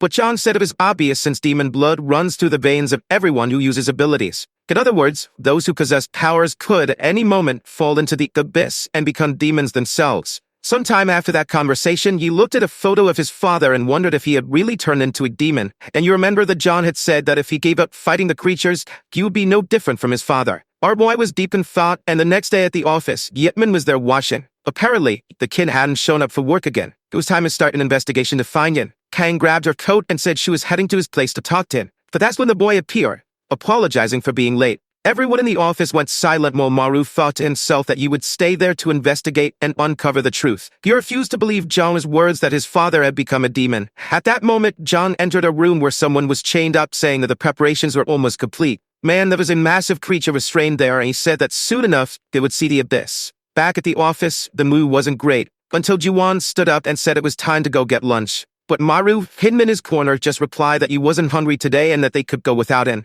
As the others walked down the hallway, they commented that once again, it was just the four of them. Ever since the accident with Wuju, Maru had been acting stranger and stranger. Then she was getting worried. Kang noticed that not just him, but everyone in the office seemed somewhat depressed. Sometime later, Diekman opened the door and called our boy, telling him to take out the trash while he prepared some ramen. Well, when he stepped outside with the garbage, he ran into Kang. He had no idea she lived there. She replied that of course she did, after all, it was close to the office, so it was convenient. Actually, pretty much everyone from the office lived around there. She saw that he was carrying the trash and reached to help, and their hands touched. Was this a marriage proposal? Then she told him that he couldn't blame himself for what happened to Wuju, since everyone on the island shared the same responsibility. But he looked away and said he didn't need comfort. He knew it was his fault. However, she walked off saying that she wasn't trying to comfort him, but rather telling him to move on, because that's how people survive in this place. Everyone on this team had already lost someone important in their life. He was confused about what she meant by that, but continued up the stairs. And there it was, another alarm. My God, these people have no peace. The leader set Yoza, Juwon, and Maru because he had a stomachache. It was just a level 6 monster, and our boy was already putting on his jacket. But then Seungwoo stood up and said that if Maru didn't want to go, he would go in his place. Because apparently Maru was about to mess up again. Man, and our boy wasn't in a great mental state. He just slumped into his chair shaken. Meanwhile, Seungwoo was getting more and more irritated with this depressed kid. Out in the mountains, Yuan told him to watch his words since Maru was struggling. But he said he wasn't going to waste time worrying about someone so broken. They just needed to find the monster and kill it quickly. Man, before he could even finish his sentence, and Neil pierced his forehead, then he dropped to the ground. When he got up, confused about what had happened, he looked to the side. There's a massive red monster and Seungwoo was down. He breaks his finger and crushes the monster's neck, which seems to die. His two friends stand up, asking if he really killed it, and Yu replies that it looks like he did. That's when Yosuk looks to the side, wondering what that thing is. There was a fat cat named Jang, and it seemed like he recognized it. He explained that it was his cat, but it made no sense for it to be there. He picked up the little creature, saying it was time to head back to the office, while wondering why it felt so much heavier today. Seungwoo told him not to bring that thing to the office, but Juwon said to let it stay since it looked happy. Back at the base, he told everyone to take a look at what he had found in the mountains. But everyone jumped in shock, and Kang immediately told him to drop it. The creature in his hands looked more like a demonic baby. There was the demon of duplication, and the moment it attacked, it sent a spike into everyone's forehead. It fell to the ground and took off running, but in Yosek's vision, it was just his little cat escaping. He ran after it down the hallway, but suddenly smacked straight into a door. Now even Diokman had been hit in the forehead. A little while later, he commented that apparently, someone had the nerve to bring a mountain demon inside. Everyone turned to glare at Yosek, who quickly said it wasn't his fault. The cat looked exactly like his own. Besides, Juwon and Seungwoo had been with him too, so the blame is on them as well. Juwon stood up, told them to stop looking for someone to blame, and said they should focus on hunting the thing down, especially since the dust was spreading. They reached that strange door, and she mentioned that it might be an illusion, so they needed to be careful. Upon entering, they were all stunned by how massive the space inside was. Kang then told them to look ahead. There was a Rakshasa heading their way. Through the yellow dust, a gigantic monster appeared. It was the spider demon. Beneath the creature lay a dead boy. Ji-won was horrified at the sight and immediately recalled the boy hugging someone and calling them mom. At that moment, she remembered the moment he died and rushed forward. Kang grabbed her, telling her to stay put because it was dangerous. But Ji-won said that was exactly where the demon had killed her son. Kang told her to snap out of it, that this was just an illusion. That's what she remembered, that the creature had attacked everyone's forehead and realized it was invading their memories to create these illusions. Marva then asked if the spider itself wasn't just another illusion. Stanwoo said maybe not, since the demon could be capable of duplicating creatures they had encountered before. The protagonist wasn't sure if something like that was even possible. That's when he recalled what John had said, how demon blood flowed within them carrying information, which was why they had powers. That made him wonder, if that was true, did it mean every demon they had ever faced could be duplicated here? Kang confirmed it. Both the level 10 demon that gave Diepman his powers and the gluttony demon that had granted Maru his own. The problem was, if the creature could duplicate all of that, how could they possibly stop something like this? For Maru, the biggest issue was the gluttony demon. It was the one that had created his trauma. He collapsed to the ground, terrified that the monster would appear and kill everyone. But Diepman reassured him, telling him not to worry. No one is going to die. The group advanced toward the creature and Kang went in for the attack, saying they just needed to protect each other. At the same time, Sanwoo broke a finger while Kang slashed the demon's neck. The creature pulled out, and the two stood there in complete swagger after taking it down. But just then, another door materialized. A second later, they found themselves in a different place. It seemed to be part of the duplicator's power. Kang asked Ju-won if she was okay, and she replied that she was fine and had already recovered. Maru stood there thinking. Ju-won had already experienced seeing her son die in front of her. Shanwoo then said they needed to hurry up and find the next door to escape this nightmare. The floor was littered with corpses. Maru noticed mold growing along the walls and immediately realized they were inside Kim Yi-bak's memories. The man himself is there crying out for his wife. He remembered the moments he had spent with her and also how they had both died in the mold. Man, this was tragic. Shanwoo pointed upward, telling them to look at the ceiling. There was a massive red creature covered in moss on its back. Spores began falling and Maru accidentally inhaled one. Immediately, he vomited and checked on the rest of the group. Unfortunately, they were all already down. He realized he might be only one still standing due to his rapid regeneration. He started tearing off the spores, telling himself he had to handle this alone. He leaped forward and bit straight into the monster, tearing off a chunk. Honestly, I was terrified that this was all an illusion and that he had just bitten a teammate instead. Phew, that wasn't the case. Everyone started waking up. Yusuk celebrated, saying he thought he was dead. Kang glanced to the side where Kim Yi-bak stood with his wife. Now it all made sense, how she had died and the origin of his powers. Maru remembered Kang saying that everyone at the office had lost to someone important. He wasn't the only one who had been through hardship, so he couldn't let it break him. He decided it was time to move on and brushed past Xianwoo, who immediately shoved him back and walked ahead, telling him not to get in his way. Xianwoo had already gone to open the door, but Maru warned him to be careful. Nobody knew what would be on the other side, but Xianwoo just scoffed, saying he didn't care. Whatever appeared, they would just kill it and keep moving forward. Then we saw someone standing in front of the gate. Marta squinted, trying to figure out who it was. It was Sanwoo himself. Marva smirked, saying that judging by that annoyingly smug face, it had to be his memory version. From within the gate, the temple demon emerged. Man, Sanwoo didn't run away. He went straight to the demon and asked for an ability. He wanted power stronger than his father's. Marva was shocked to see this lunatic talking directly to the demon and asking for an ability. Sanwoo explained that it was the only way he could go against his father. The creature snapped his own finger and shattered his leg. As it moved in to land a punch, Sanwoo declared that no one would ever see this side of him. He started breaking his own fingers to try and take down the boss, told it to die. But unfortunately, unlike him, the boss had 78 fingers to break. His entire wand twisted unnaturally, and Sanwoo felt every bit of it, collapsing to the ground. Marva realized he would have to handle this in charge of the monster alongside Ken. Ju-won and Diepman were already prepared to unleash their powers.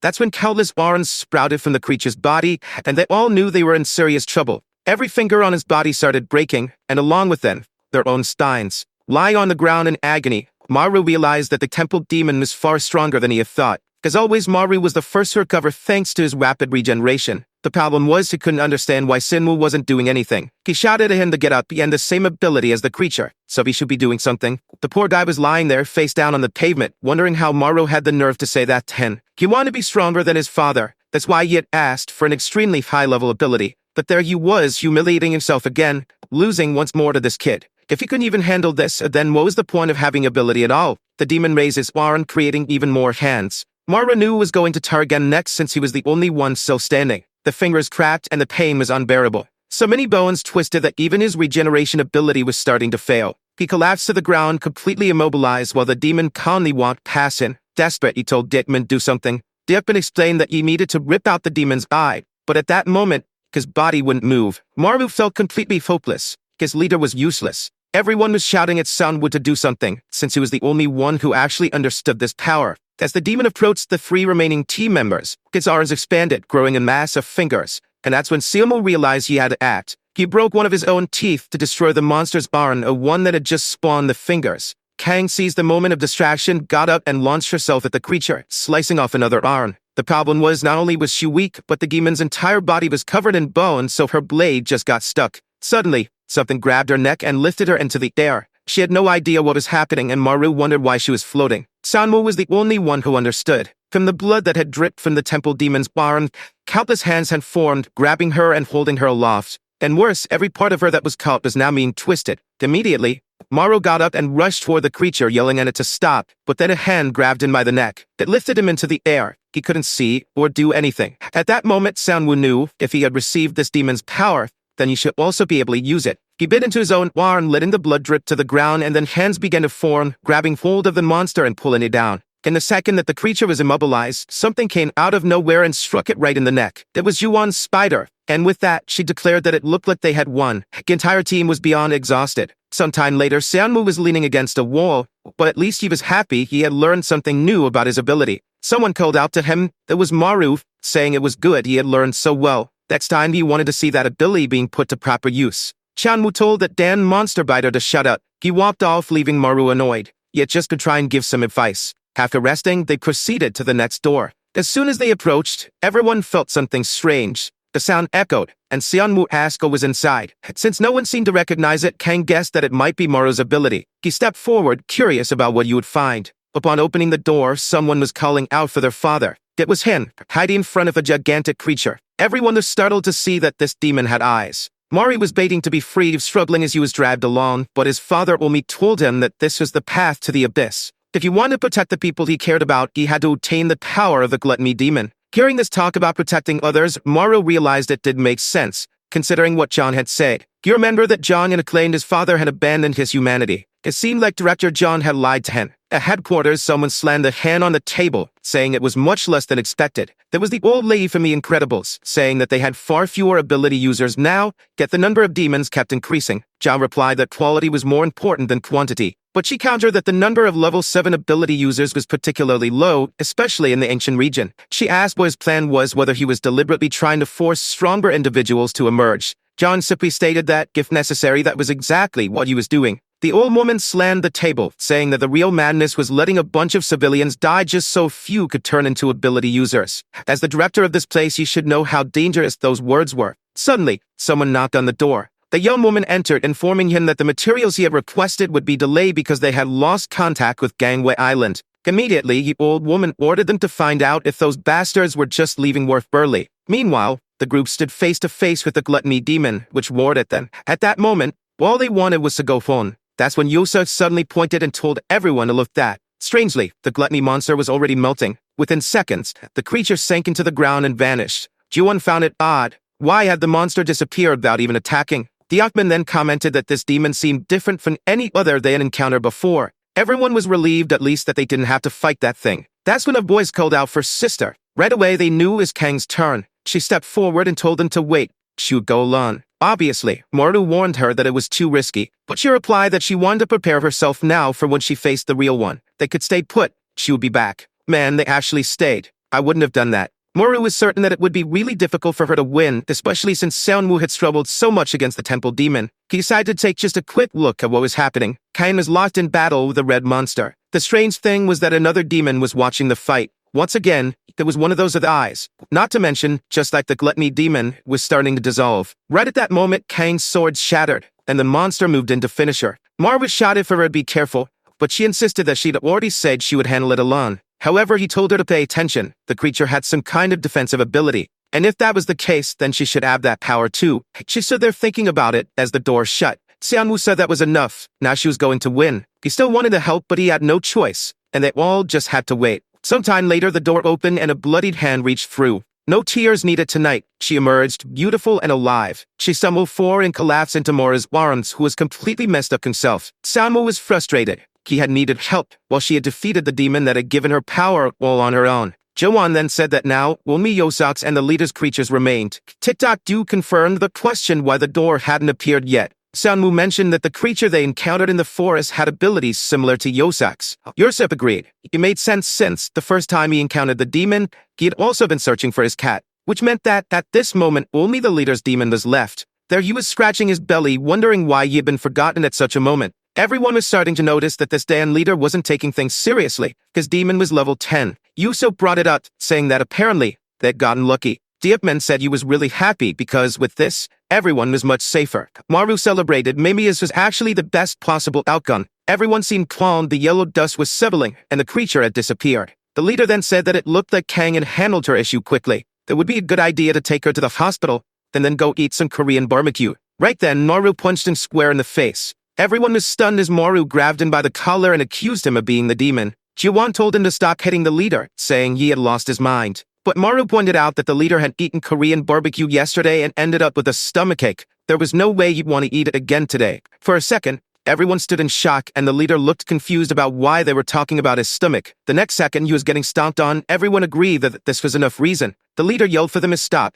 They were all losing their minds. He got up and bolted out of there. The moment he made outside the building, the real demon ran him over. The group was shocked, and the leader asked what the hell he had just hit. The dust settled, and the red devil emerged once more. Sometime later during the meeting, the leader realized that, apparently, while he was stuck in the hospital, the stomachache that had brought a demon inside. Kikyu mourned then that if headquarters found out about this, everyone's salary would be cut for an entire year. For that reason, the entire incident needed to be kept secret. Outside, Kang just wanted to go home. She was exhausted. That's when someone called out to her. She thought it would be Maru, but no. It was Shanwu, saying you wanted to talk about something. He then revealed that the demon from her memories, well, one she had just fought, he had seen it before. She asked where and when, and Dan Sanwu said that demon was Director John. The guy already knew the whole truth. His IQ was on another level, a solid 200. The scene then shifted to 20 years ago. He entered his mother's room, asking where his father was and if he was working in the basement again. She replied that yes, he was, saying if he couldn't care about either of them, so the boy shouldn't care about him either. Shanwu went outside to the basement window, wiped away the dust, and inside. What he saw was exactly what you'd imagine. His father was in the middle of transforming into a demon. Back in the present, Kang couldn't believe it. Shanwu said that when he went to check the basement where his father was, he only saw the demon, so he hadn't been sure at the time. But as time passed and now seeing this memory, he was convinced. Kang wanted to know if the director was really a demon or why he had just stood there watching her family die. Shanwu explained that that was exactly what he wanted to find out. He had gotten involved in all of this just to uncover John's true identity. If you became strong enough and worked at headquarters, you would get closer to discovering the truth. Kang told him that a childhood memory alone wasn't enough to prove anything. He needed something more concrete. He replied that he already had a very good idea of how to prove it, but he needed something first. She asked what. Next scene. The headquarters, Kang and Maru were there. Maru wanted to know why he was even there, and she told him she had explained it 1,000 times already. He pointed at Shanwu, saying they shouldn't be there just because of that lunatic's ridiculous conspiracy theory. After a moment of silence in the room, John entered, apologizing for making them wait. He sat down and asked what the three of them had come to discuss.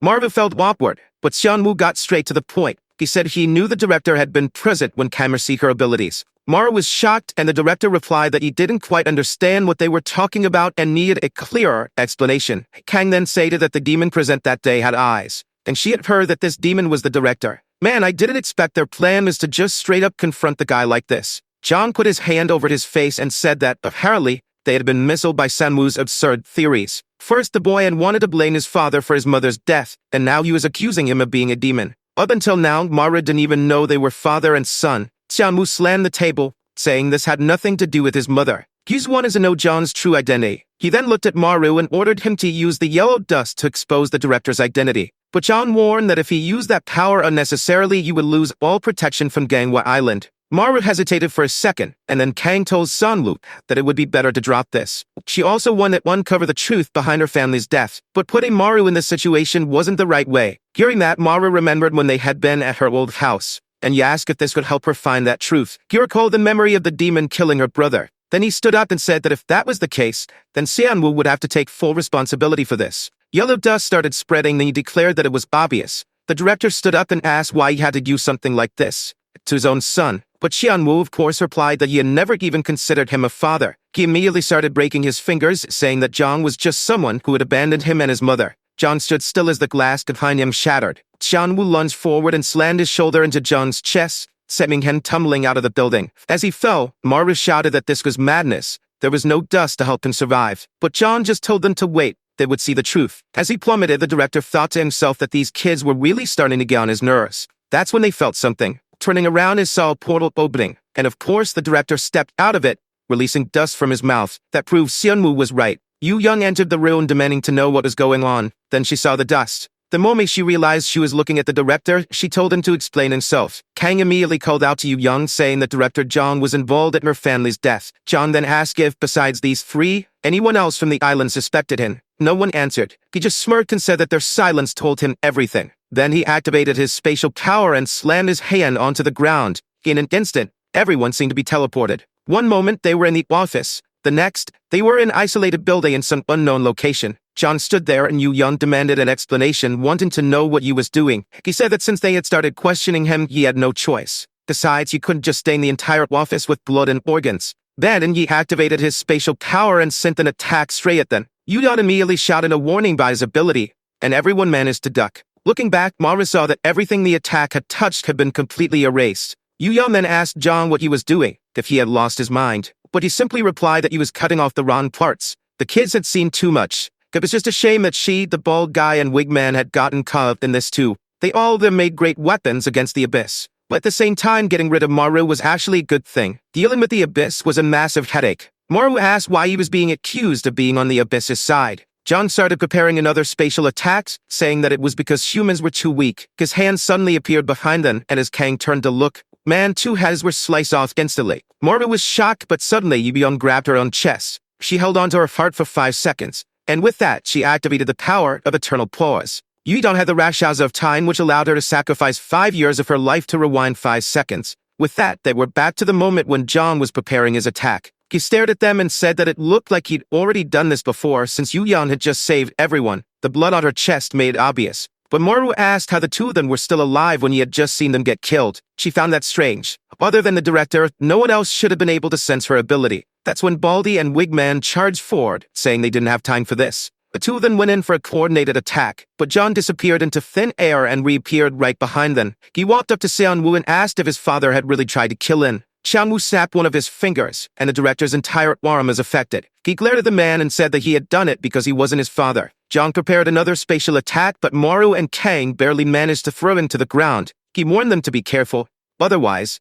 they'd die again. Strangely, Yu Young was telling them to capture him alive because they had too many questions. Baldy and Wigman replied that they weren't sure if that was possible. They clasped their hands together, and when they released them, their blood seemed to be linked. They mourned that they were about to go all in. Wigman charged in first, boasting that he was the fastest. Because of his blood ability, he had doubled the attack speed. But John just prepped a single slash and took his head off. Everyone knew the poor guy didn't stand a chance. But even without his head, Wigman still managed to land a punch on John's face, and his severed head, staying through the air, was smiling, saying that they would win. As expected, Baldy then revealed the secret of their ability, for no apparent reason. He explained that as long as their blood pact connected them, they wouldn't die. John sent his spatial slash at them, but their blood bond reformed immediately. Now that made sense why he had explained it. The final mercy pact couldn't be severed. Wigman, lying on the ground, thanked the director for everything he had done. But, unfortunately, today was the day to say goodbye. Maru was impressed by the dude's strength, but Xianwu quickly warned that John was dodging everything with ease. That's what Kang told them to look closely at what was happening.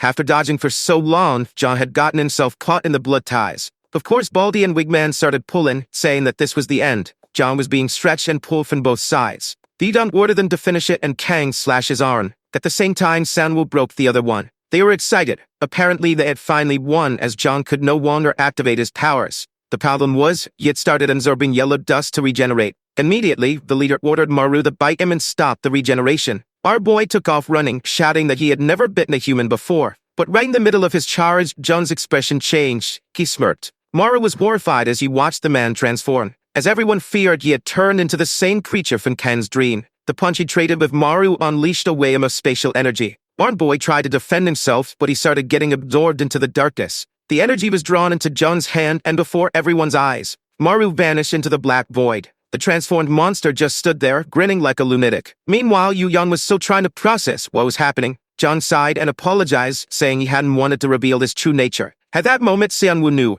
this thing wasn't his father. So what had happened to the real one? The demon put a hand on its face and muttered that he couldn't believe he had to kill the very soldiers he had created. Obviously, Kang understood exactly what he meant by that, and she refused to believe it. But he confirmed it. He was the one who had summoned the demons to her house. He had seen her natural aptitude for sports and immediately realized that she would become an exceptional ability user. Of course, Kang lunged at him in rage, but the leader yelled for her to stop. Too late. She had already swung her blade. The demon stretched out its hand and her body began to disintegrate. And she was erased from existence with a single spatial slap. At the same time, Yidun lost an arm and everyone else was annihilated. With no choice, the leader once again gripped her own heart and rewound time by 5 seconds. This time, she grabbed Kang's shoulder and warned her not to move, otherwise, everyone would die. But Kang was desperate, demanding to know what they were supposed to do. Yeon admitted that she had no idea. Ever since Jung transformed, he had gained monstrous strength. At this point, none of them stood a chance. They couldn't even approach him. Kang said that if they still had Maru, they might have a chance. So how could they bring him back? But the leader responded that it was impossible. No one had ever returned from the darkness that John created. Our boy, meanwhile, was running through the void, stumbling like an idiot. He had run until he was completely out of breath, but still he found no light anywhere. That's when he collapsed to the ground and, looking ahead, thought he saw an exit. Of course, he immediately got up and ran toward it, desperate to see what it was. But within that light, he came face to face with John himself. The man looked thin and malnourished, staring at him in disbelief. He asked, "How did a human end up here?" Innocently, Maru replied that he had gotten trapped while fighting someone who looked exactly like him. And now, you wanted to know, what was this place? That's when John explained that the thing he had fought was one of the demons that escaped from the abyss. Maru was terrified, because not only did this creature have eyes, it could speak like a normal person. That's when the real John revealed that thing was one of the 8 gods, beings that existed above ordinary demons. They were the beings who had received the powers of the Supreme King of the Abyss. Unlike other demons, who are purely driven by instinct and kill anything without purpose, the 8 gods can make their own decisions and act of their own free will. At that moment, the monster was unleashing another spatial slash while Kang was telling everyone to protect the leader since they would all die if she did. With that, both Kang and the bald guy were sliced in half. Damn, that leader is losing too many years of her life. She clutches her own heart once again and rewinds 5 seconds. The heads are reattaching to their bodies again while the illusionary Zhang says that those from the Supreme Realm are extremely powerful. No ability user should ever fight against one of these gods because they have no chance of winning. At that moment, the guy tells the leader that she has already turned back time countless times, so why doesn't she just give up? Meanwhile, Yudon is wondering when exactly she started following that monster's orders. The guy smirks and says she is very persistent. He raises his arms, creating a bunch of demon portals, saying that now things are going to get interesting. Creatures start raining down. Everyone there knows that the fight just got even more complicated. They huddle together in this center for protection while at the same time, Marta wants to know what the purpose of these creatures is. If the 8 gods are also demons, why do they kill demons? John explains that the creature that took his body escaped from the abyss and became an enemy of the Supreme King. Nav is trying to turn humans into a weapon to destroy the abyss. Maru wonders if this whole civil servant thing is just a manipulation by the space demon. He questions whether killing that bastard might actually put an end to the war.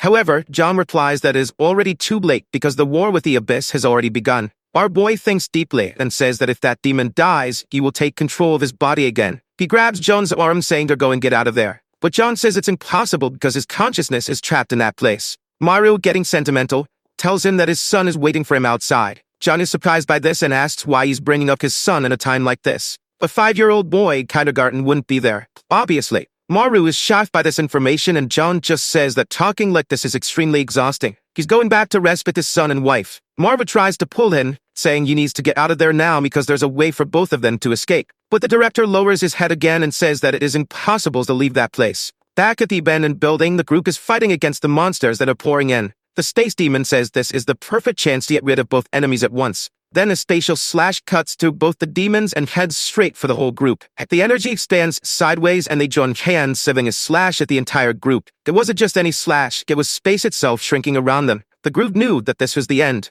until a hand started emerging from a portal. It was Maru, who had returned from the devil's hell. The monster was startled and Kang was incredibly impressed. He came out screaming that the escape worked, and he clenched his fist, saying that now it was time for payback. Then we see a few minutes earlier, right when John said it was impossible to escape from that place, our boy insisted, saying of course not, that he had to find a way out of there. That's when the demon put its little hand on his arm and tried to take a bite, but Maru punched it in the face before the creature could do anything and it dissolved into dust. He was confused, not understanding why a demon appeared there. Then he remembered a conversation he had with Yoziak. He was worried because a gate had seemingly stayed open for 3 days. That's when Yoziak explained that this had happened in the city of Busan. They were lucky that the director went there and closed the gate by throwing air into space. The director really was an incredible guy. That's when Maru got the idea to find the gate in the middle of this void. After walking for a while, he found the so-called door. He approached it, feeling unsure about what was beyond that place. But it was definitely better than staying trapped there until he died, so he went through it. Except when he came out, he was in a completely different place.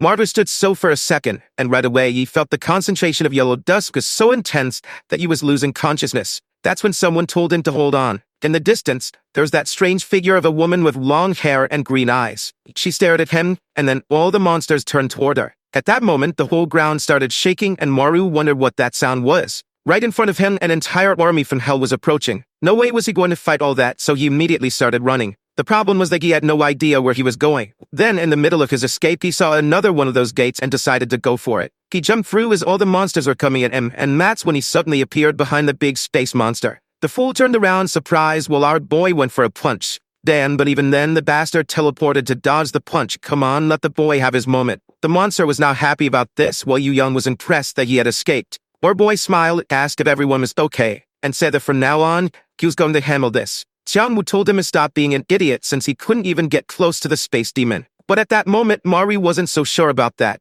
In fact, he was certain that his current self could win. That's when the demon asked how he had escaped from the black space. Suddenly, he felt something on his back. The green energy emerged from the portal and struck him directly. Right then, the King of Hell shouted it, saying that you finally found him. The space demon's arm seemed to be getting pulled, and with that, both his soul and the real John appeared to be separated. The creature was trying to close all the gates to avoid being taken. At that moment, Yvonne commented that the monsters were returning, so it seemed like the director was trying to seal everything. He kept struggling to do so while the king stared at him from the gate. In an instant, it seemed like everything was over. But the truth was that the space demon had realized something. A good portion of the power the King of Hell had given him had now been taken back. He clenched his fist in anger and stretched his hand toward Maru, saying it was all his fault. Our protagonist stood still while the spatial slash came toward him, and everyone was screaming for him to dodge it. The boy's head was cut off, and Yu Young was already about to clutch her heart again. But suddenly, Kang grabbed her hand and told her to look at that. Maru had activated the evolution ability. His body broke out from within the cocoon, and he dashed toward the demon. The creature, however, just said another slash without worry. But Maru wasn't too worried either, though Yu Young, on the other hand, was a bit shaken. The demon kept sending slashes. Maru was being sliced apart, while Baldy and Wig Guy were standing there wondering if the boy was even human.